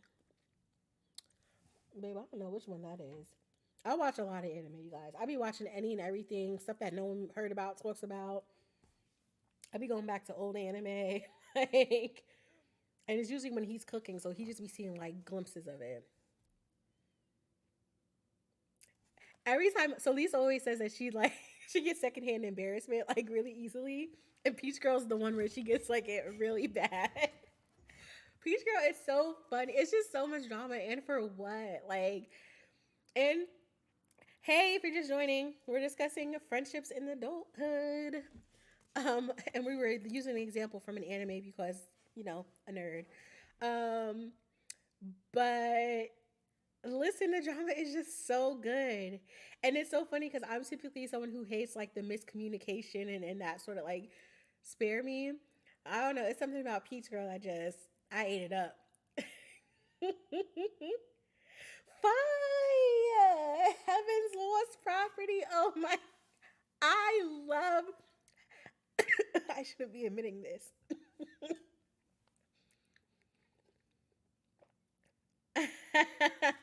Excuse me. So Heaven's Lost Property is one. Oh my god, I was watching that early on in our relationship. He would be like, "What are you watching?" And then he would be like watching it with me.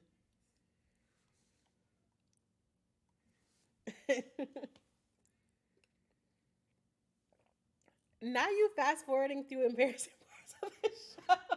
You guys are so freaking adorbs. That is so funny. It's just like the storyline of Heaven's Lost Property is just so good. It's like even through the fan service, it's like, you know what? Yeah, this is it.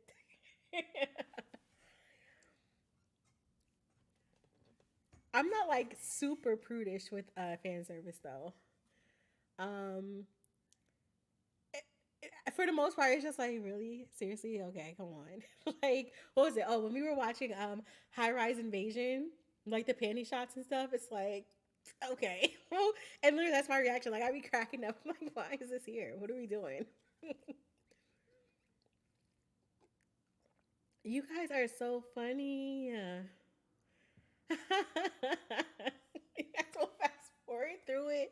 That is so funny.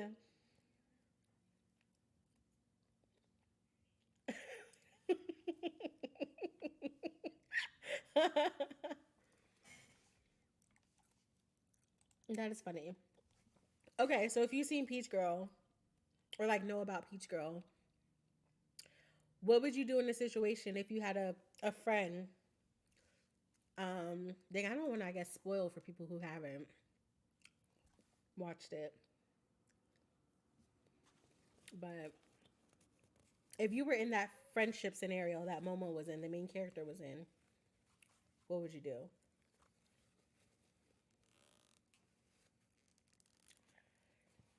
I I don't think I fast forward through anything. Um, I will like pick up my phone or something to avoid something.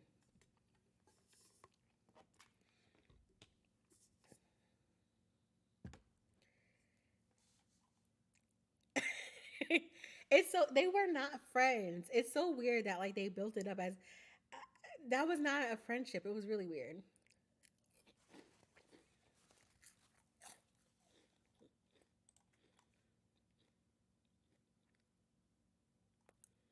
I'm looking through our discussion prompts. Actually, we only have one more discussion prompt, and then we can just chat. Well, we'll save that for last. That'll actually be like our departing one. The last one.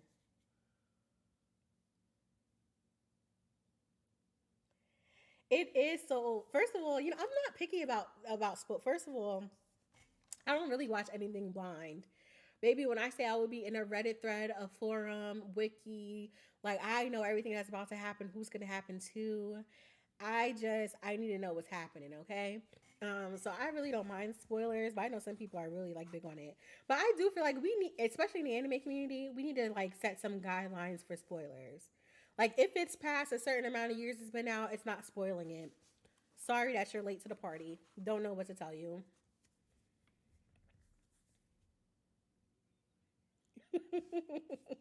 She needed her behind whooped.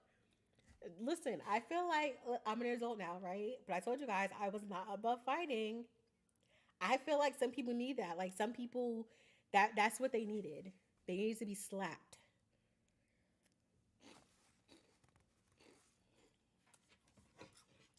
I keep getting scared. I'm gonna take one of these pepperonis that's gonna make me choke.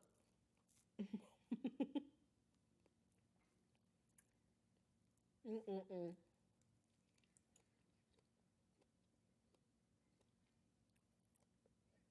Have you guys ever been in a friendship where it's like this is like clearly not your friend, but you didn't realize it?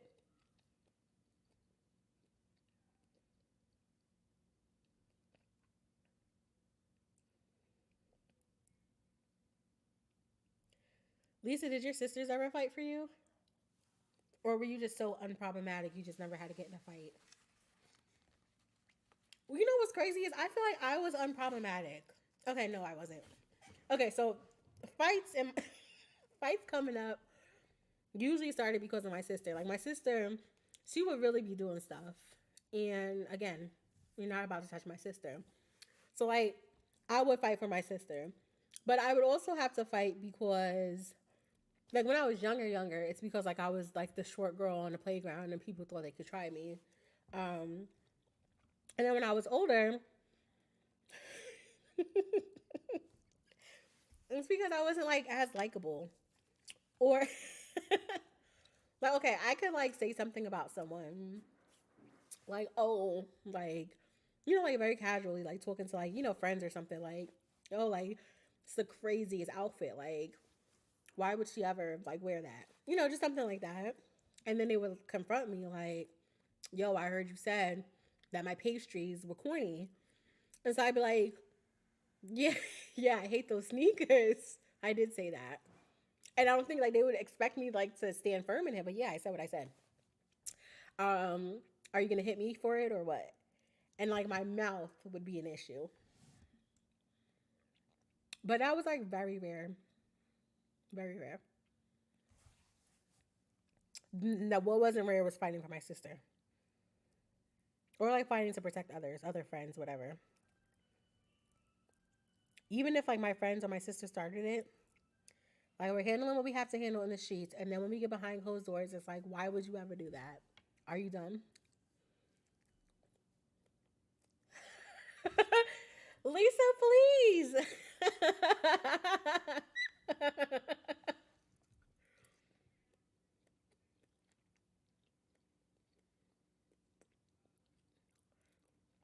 Fi, you were raised on a farm?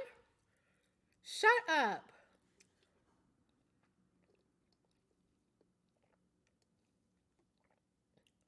I did not know that. Wow, that's the highlight of this stream for me.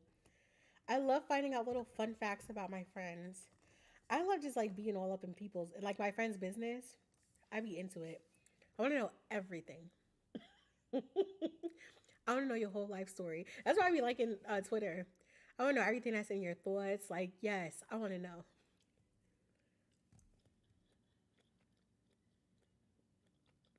I know that's right, Ari. Ari is so feisty. It's so funny. Ari is very feisty. I love it. Fine, I did not know that.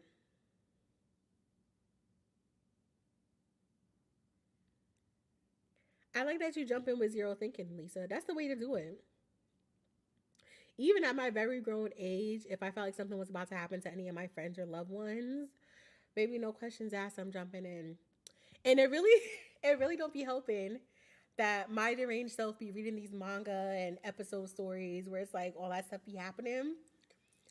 Oh, I be really thinking as me. Yeah, I know you have karma.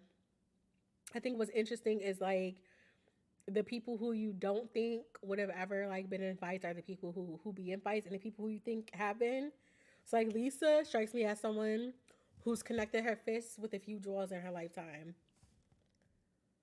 Karma is very like relaxed, charismatic.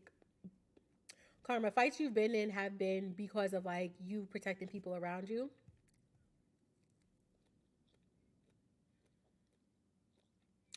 Hi,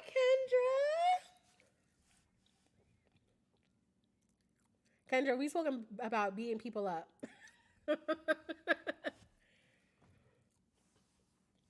We were discussing Peach Girl. That's where that came from. Wait, Lisa and Avery, you guys did not tell me the story. What happened in the parking lot? I'd be all up in you guys' business. It's so funny because I'm not a nosy person. It's just the people that like that I love. I just want to know everything. That's why I be doing all the personality tests and everything. I be wanting to know. I be wanting just to know. I almost ate one of those pepperonis and I would be choking on cam again. What happened in the parking lot? That is crazy. I be wanting to get active in places you shouldn't. Just we were in June, so just last month I was going through TSA, and where was I? I don't know. It was either going to Vegas or DC. I don't know. I went on those trips back to back. I went to Vegas, came home for 2 days, and I was in DC. Anyways, I was going through TSA, and the person in front of me had like put all his stuff inside of his bucket. And like to keep the line moving, I typically start to put my stuff in the bucket like while it's still on the rack if there's no room. But then I like lift it up, right? So I was in a process of like putting my stuff down in the bucket, in the tray to lift it. And the TSA agent had told the guy in front of me that he needed to like separate something, so he needed another bucket. Which he would have had the bucket in 3 seconds. Like I was literally lifting it up. And she was like, he needs a bucket. And so when she said that, like, off rip, like, I'm ready to get active. But I'm like, I have a fight to catch, like, whatever. Like, I'm just gonna let it go. So I keep it pushing. But once I make it through the check or whatever, she comes up to me and she's like, don't do that again. And when I say for the past month, every time I'm in the shower, I be like daydreaming different scenarios where I check that woman.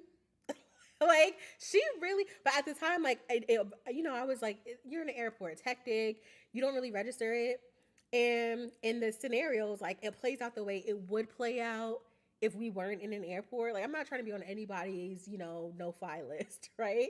So I'm happy I handled it the way I handled it. But on hindsight, like it's been on my heart heavy.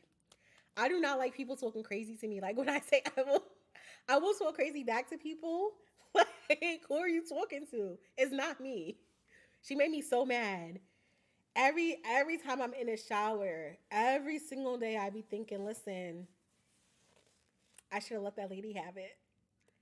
I don't know. I don't know why I'm like this because I was so insignificant. But I just want to know why she thought she could talk to me like that. I'm screaming at Lisa saying, Karma, tell us your favorite fight you've been in. Not a favorite fight.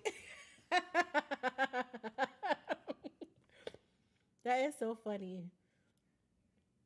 You were driving and an old lady yelled at you. Oh my gosh. Fine, you know what's so funny?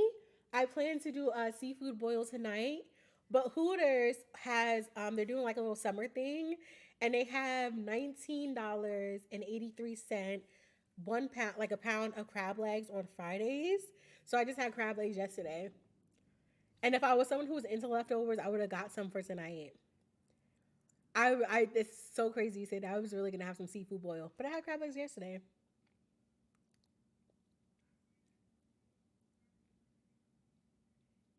He said, "Put me on the podcast and don't tell the world." He is so annoying.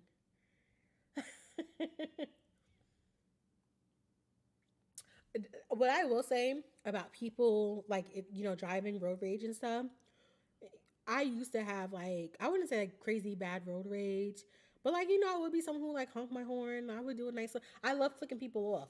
If you know me, I don't curse. Oh, this little finger, as boss man knows, because I be flicking him off. I'm quick to. I don't mean to be flicking you guys off. I'm quick to flick someone off, right? But I think like especially like since the pandemic and stuff, people are just a little too loosey gooseys with the guns. There's not enough control for me. So now I really listen. You cut me off. Go ahead, baby. Do what you gotta do. Get to where you gotta go. Listen, just let it happen. Mm-mm-mm.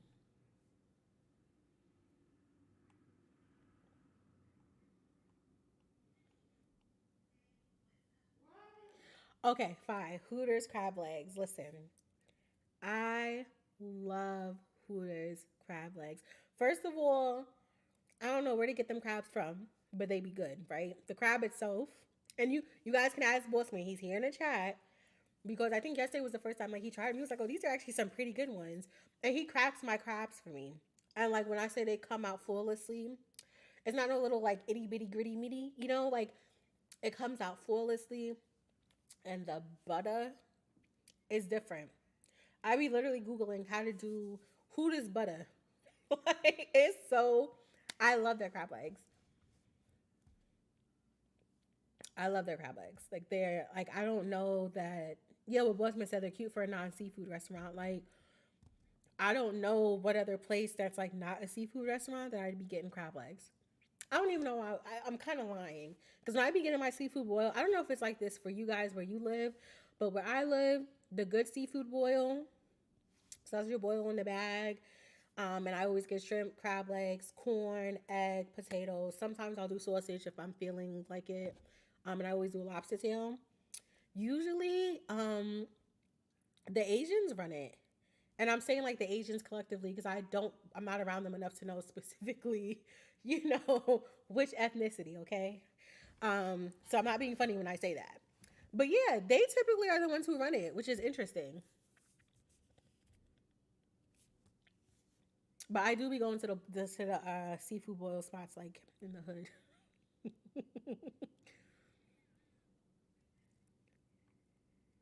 Yeah, Ari, literally, people are way like they are not wrapped tight at all. Like whatever they were hanging on to prior to the pandemic, the thread has snapped. Like people are very unhinged. It's like not even worth it.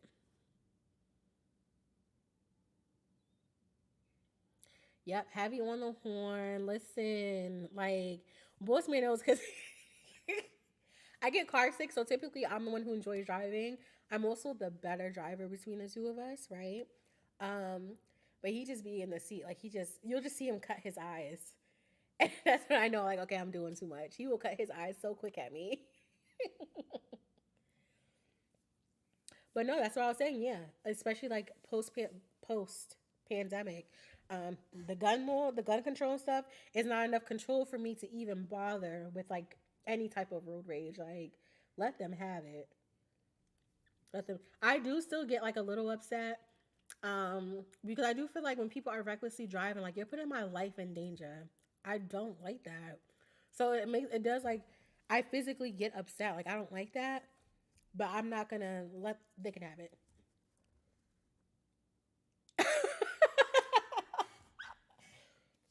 If you guys don't know, Bossman's back hurts. He's trying to blame that on me. That's very funny. It's because he decided to play in a basketball game against his students. That's the reason why his back is broken.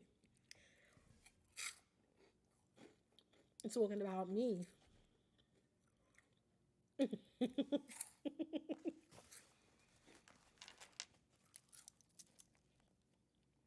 My time with you guys goes by so fast. It don't even be feeling like that.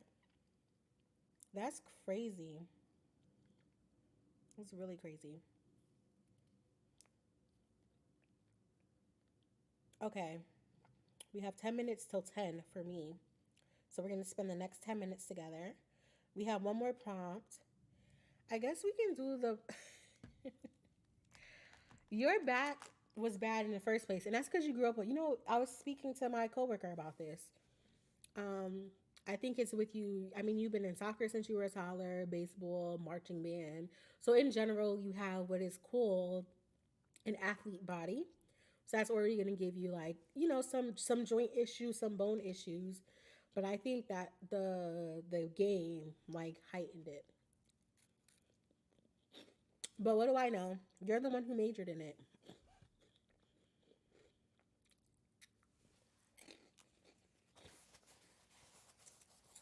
Now, babe, what I will say, I was talking junk about you earlier. I said when I was leaned down like this, writing, I was journaling for one of the prompts. I was like, listen, if my part is crooked, don't judge me. It's because boss man be part in my hair, okay? So if the part looks crazy, that's boss man's fault. I mean, it wasn't like real slander. I think it looks, from what I can see, it looks good. Now, what it looks like in the back, it's no telling. But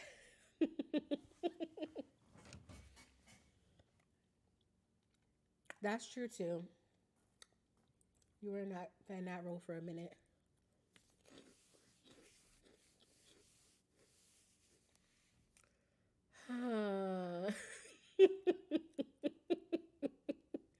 You are so annoying.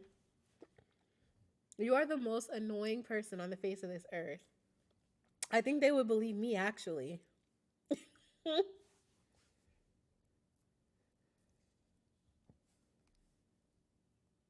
This salami is so good. The pepperoni had me choking. It had me down real bad. That's crazy.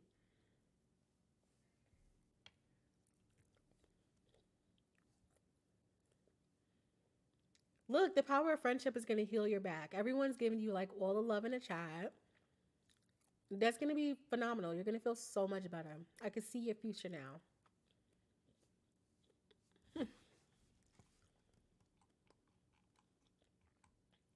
Okay.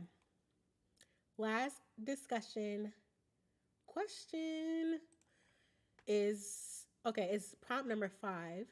And that is list 3 ways you can work on being a better friend this week. So we're walking away from this stream with 3 concrete actions you can take this week to become a better friend. And if you think you're perfect, you're not. No, but seriously, if you think you're doing well in your friendships, those 3 things that you're going to continue to do because you feel like they're the reason why your friendships are flourishing.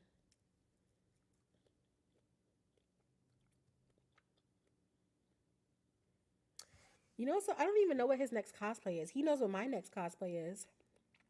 He has to figure it out within the next 2 weeks. Really, before the next 2 weeks. Like way before. Honestly, you should have figured out 2 weeks ago for thinking about shipping and stuff. Hopefully it gets here on time. Okay, but anyways, I'm gonna mute up so that you guys can journal that last prompt. And that is list 3 ways you can work on being a better friend this week. And if you think you are the best friend ever, list 3 things that have contributed to you being such an amazing friend that you're going to continue to do.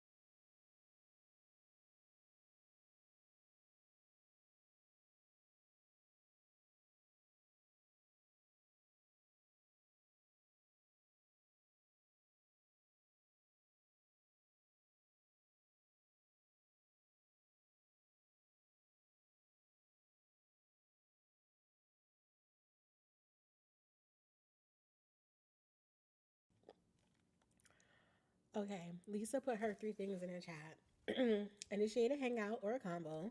Send them snail mail. That's me sitting in her office written. And continue to provide comfort, listening, and knowing when to offer advice. First of all, Kendra, I thought you were going to Eden Con. Kendra, you really be playing games with me. I thought you were going to Eden Con. Hi, welcome to whoever just joined. Hey. Um, so you know it's funny, Lisa. I do plan on doing an actual Eden Con vlog for sure.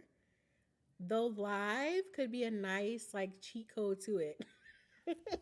Actually recording the video, exporting it, editing it, so time consuming. You already know.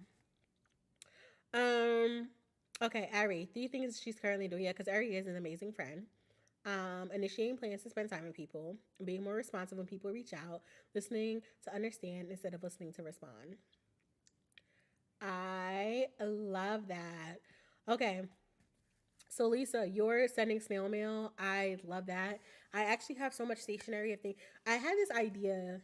I just cut myself off. I had this idea like a year or two ago, and I had purchased all this cute stationery, and I wanted to like write, like record myself writing letters to like, followers and that sort of thing and friends and like post them.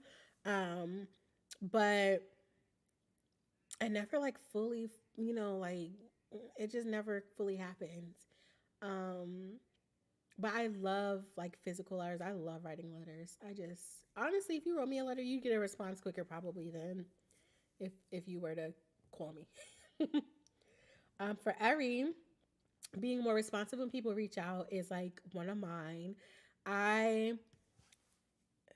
I think most of you know this about me by now, but my phone is always on do not disturb, like literally 24/7, 365. My phone is on do not disturb. It's on silent, and I have no notifications set on my phone whatsoever. The only time I get a little red bubble is in the settings, like if there's an update. It's the only time. Otherwise, I don't see phone calls, text, or anything until I physically open up the app. And so it does make it a bit more difficult to get in touch with me. I think I've been doing really, really, really good this year though. Like in the group chats and stuff, like I try to be more active, but there's still like a lot of work for me to do there. So I definitely have room for improvement. I'm trying to do better.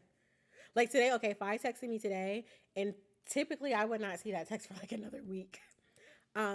But once I saw the text, mind you, I was in the movie theater. I saw the text.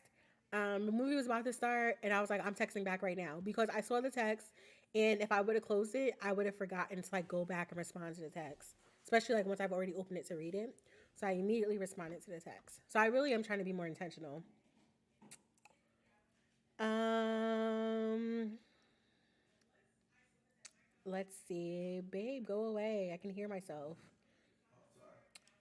Okay, so Kendra has some things that she's been doing and that she'll continue to do, or to communicate with her friends, how they need to be communicated to.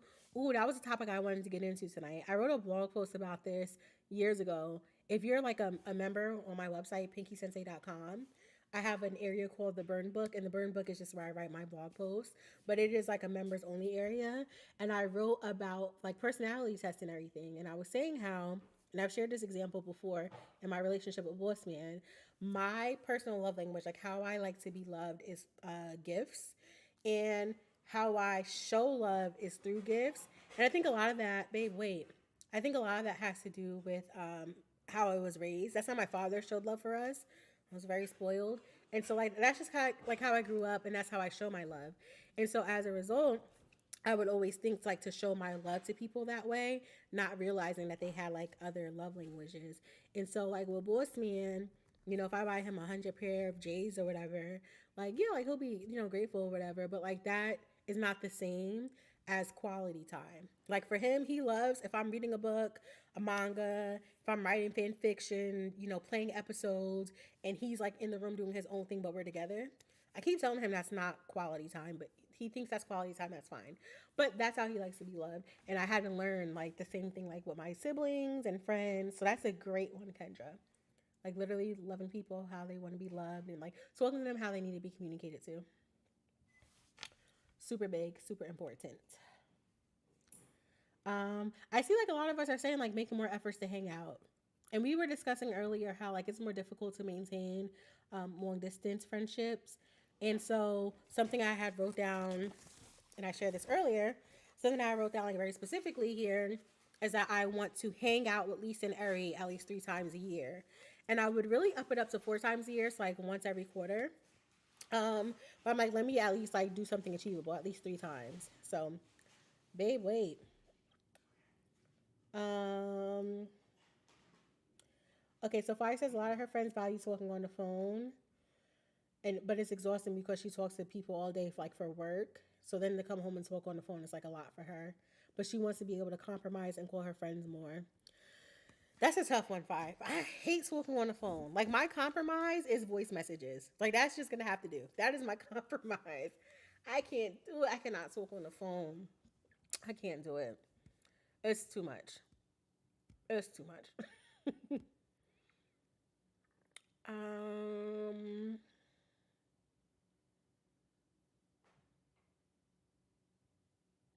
Telling your friends how much you value them and how much you love them is something you want to do better with, and leaning on your friends because that makes them feel needed and valued. Fine, that was another thing I wanted to. I'm gonna share. Actually, I think I already shared it. If you look in the description bar, what I want to leave you guys with is this article, and I've shared this with Lisa and Ari. But it basically discussed how like there's these little moments in friendships that it essentially builds like the intimacy and what's needed for you to like actually feel close and connected with people. And I mean, it's really those little things: responding when they text. Like basically, they need to know that they can rely on you, and they also need to feel needed. Like those are very, very important things. That's such a great point. Oh, you're doing a summer job. Oh no.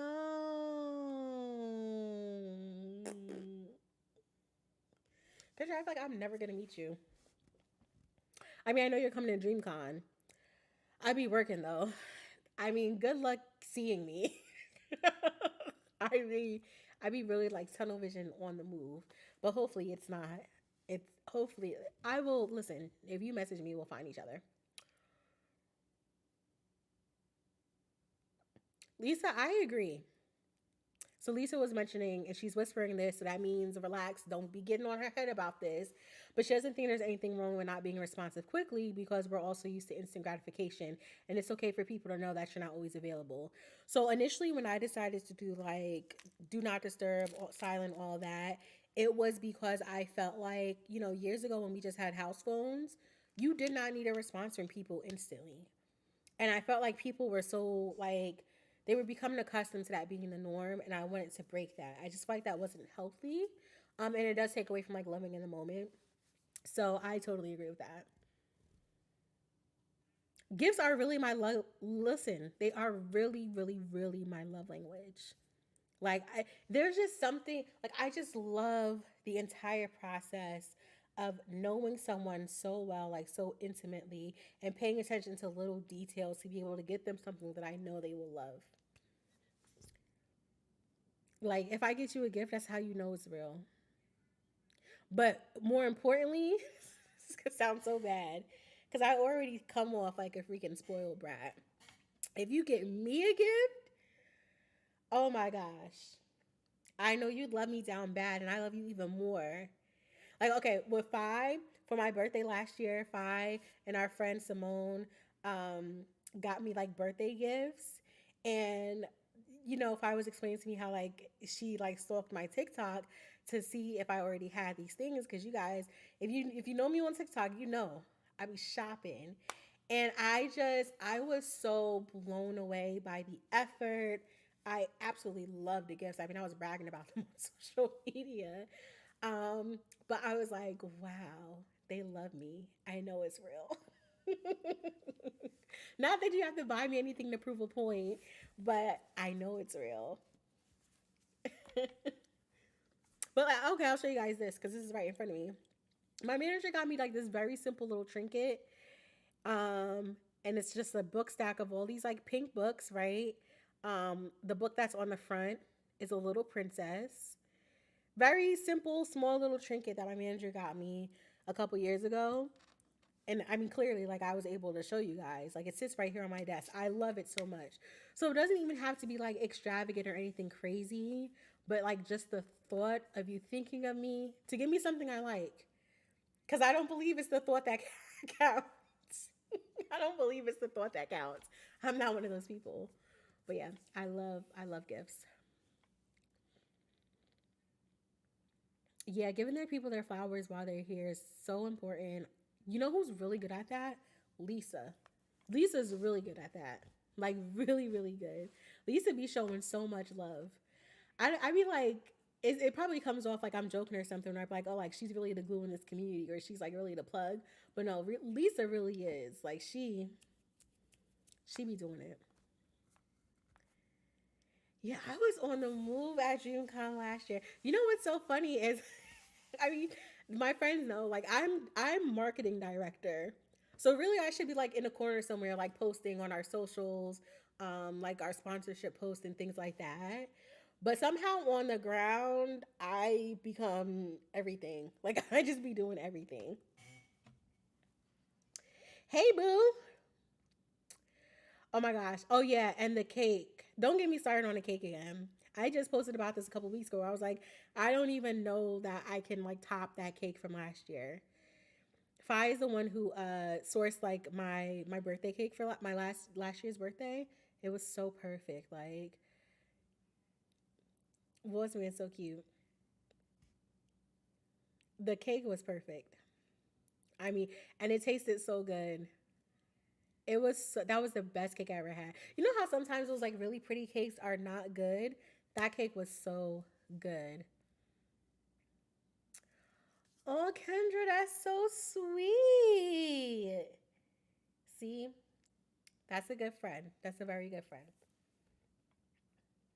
That's a very good friend. Some people are not used to that though. Like friends who show love that way. I I think like my first viral TikTok ever was me, my best friend and I. So my high school best friend I've been talking about in this stream. We were doing an overnight like glamping trip, and I had purchased us like matching everything. Um, my favorite color, if you didn't know, is pink. Her favorite color is red. And I got us like matching overnight bags, matching outfits, and like everything like pink, red. And it was like me packing it. And at the time, Sweetie had just dropped Best Friend featuring Doja Cat. So like that's the sound I used or whatever. And so many comments before it got like crazy, like because that video hit like a million views. So like when I was keeping up with the comments initially, so many of the comments were like, um, what kind of friend is that? And then they do like suggestive emojis and stuff like that. And I'm like, we're not, we're we're friends. Like what? That's not normal for you guys.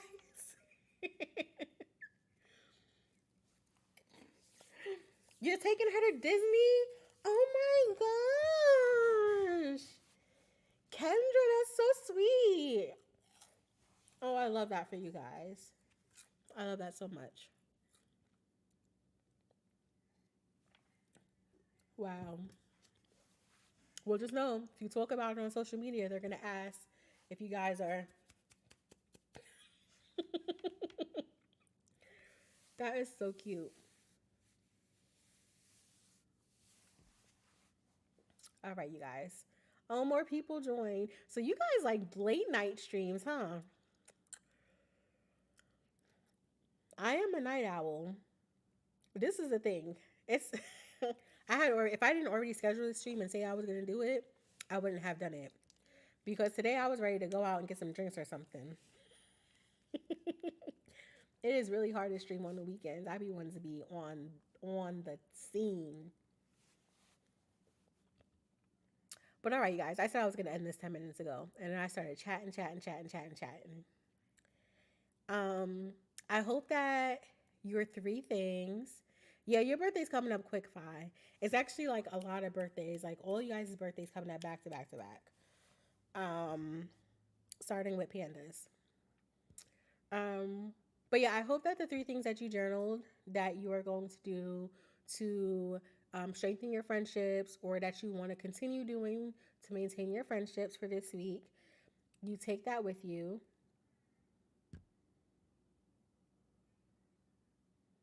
You are a really good friend, Lisa. And it's very clear that like you love your friendships, you value your friends. It's so clear. You love weekend streaming because you don't have to worry about spending money on me because we out.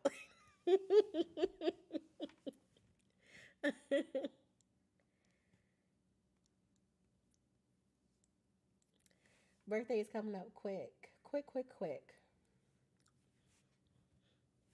So typically I like to get my friends gifts based on what I think or what I like know of them. But if you have like a wish list or something, please share it so I can give you your gift during eating con. Oh my gosh, look at my blush is hitting. My highlight. You guys didn't tell me that. Thank you so much for stopping by the stream. I love you guys so much. So, so much. Or how do the kids do it? This is telling my age. Because I be doing my heart like this, and I think the kids be doing it like, I don't know how they do it. This isn't, I don't know why they think this is cute. This is not cute to me. What is it, like this? And it hurts. Oh, but this one looks good, I think. But yeah, thank you guys so much for stopping in. I really enjoy discussing friendships. We're doing another virtual slumber party this month. It's at the end of this month though. And that one is during the weekday. We'll see how that goes. But in that one, um, what day is that? We're doing it on Tuesday the 27th of June, 7:30 p.m. Eastern time. And that one we definitely will keep like an hour to 2 hours. Um, but we'll be discussing like establishing your style, or as the kids be saying all the time, aesthetic. But yeah, that's what we're discussing during that one. So I get a lot of questions about that and just like being so girly in pink, but like as an adult and like wearing things to work and conferences. So yeah, that's the next live stream, like summer party. But there is I'm doing gaming streams every Tuesday and Thursday this month. So I hope you pop in for a gaming stream. Thank you guys so much for stopping in tonight. And for most of you guys, I'll probably see you in a group chat or Twitter or whatever shortly. And if you don't follow me on those social media platforms, you should. I'm pretty amazing, I think. But yeah. Bye.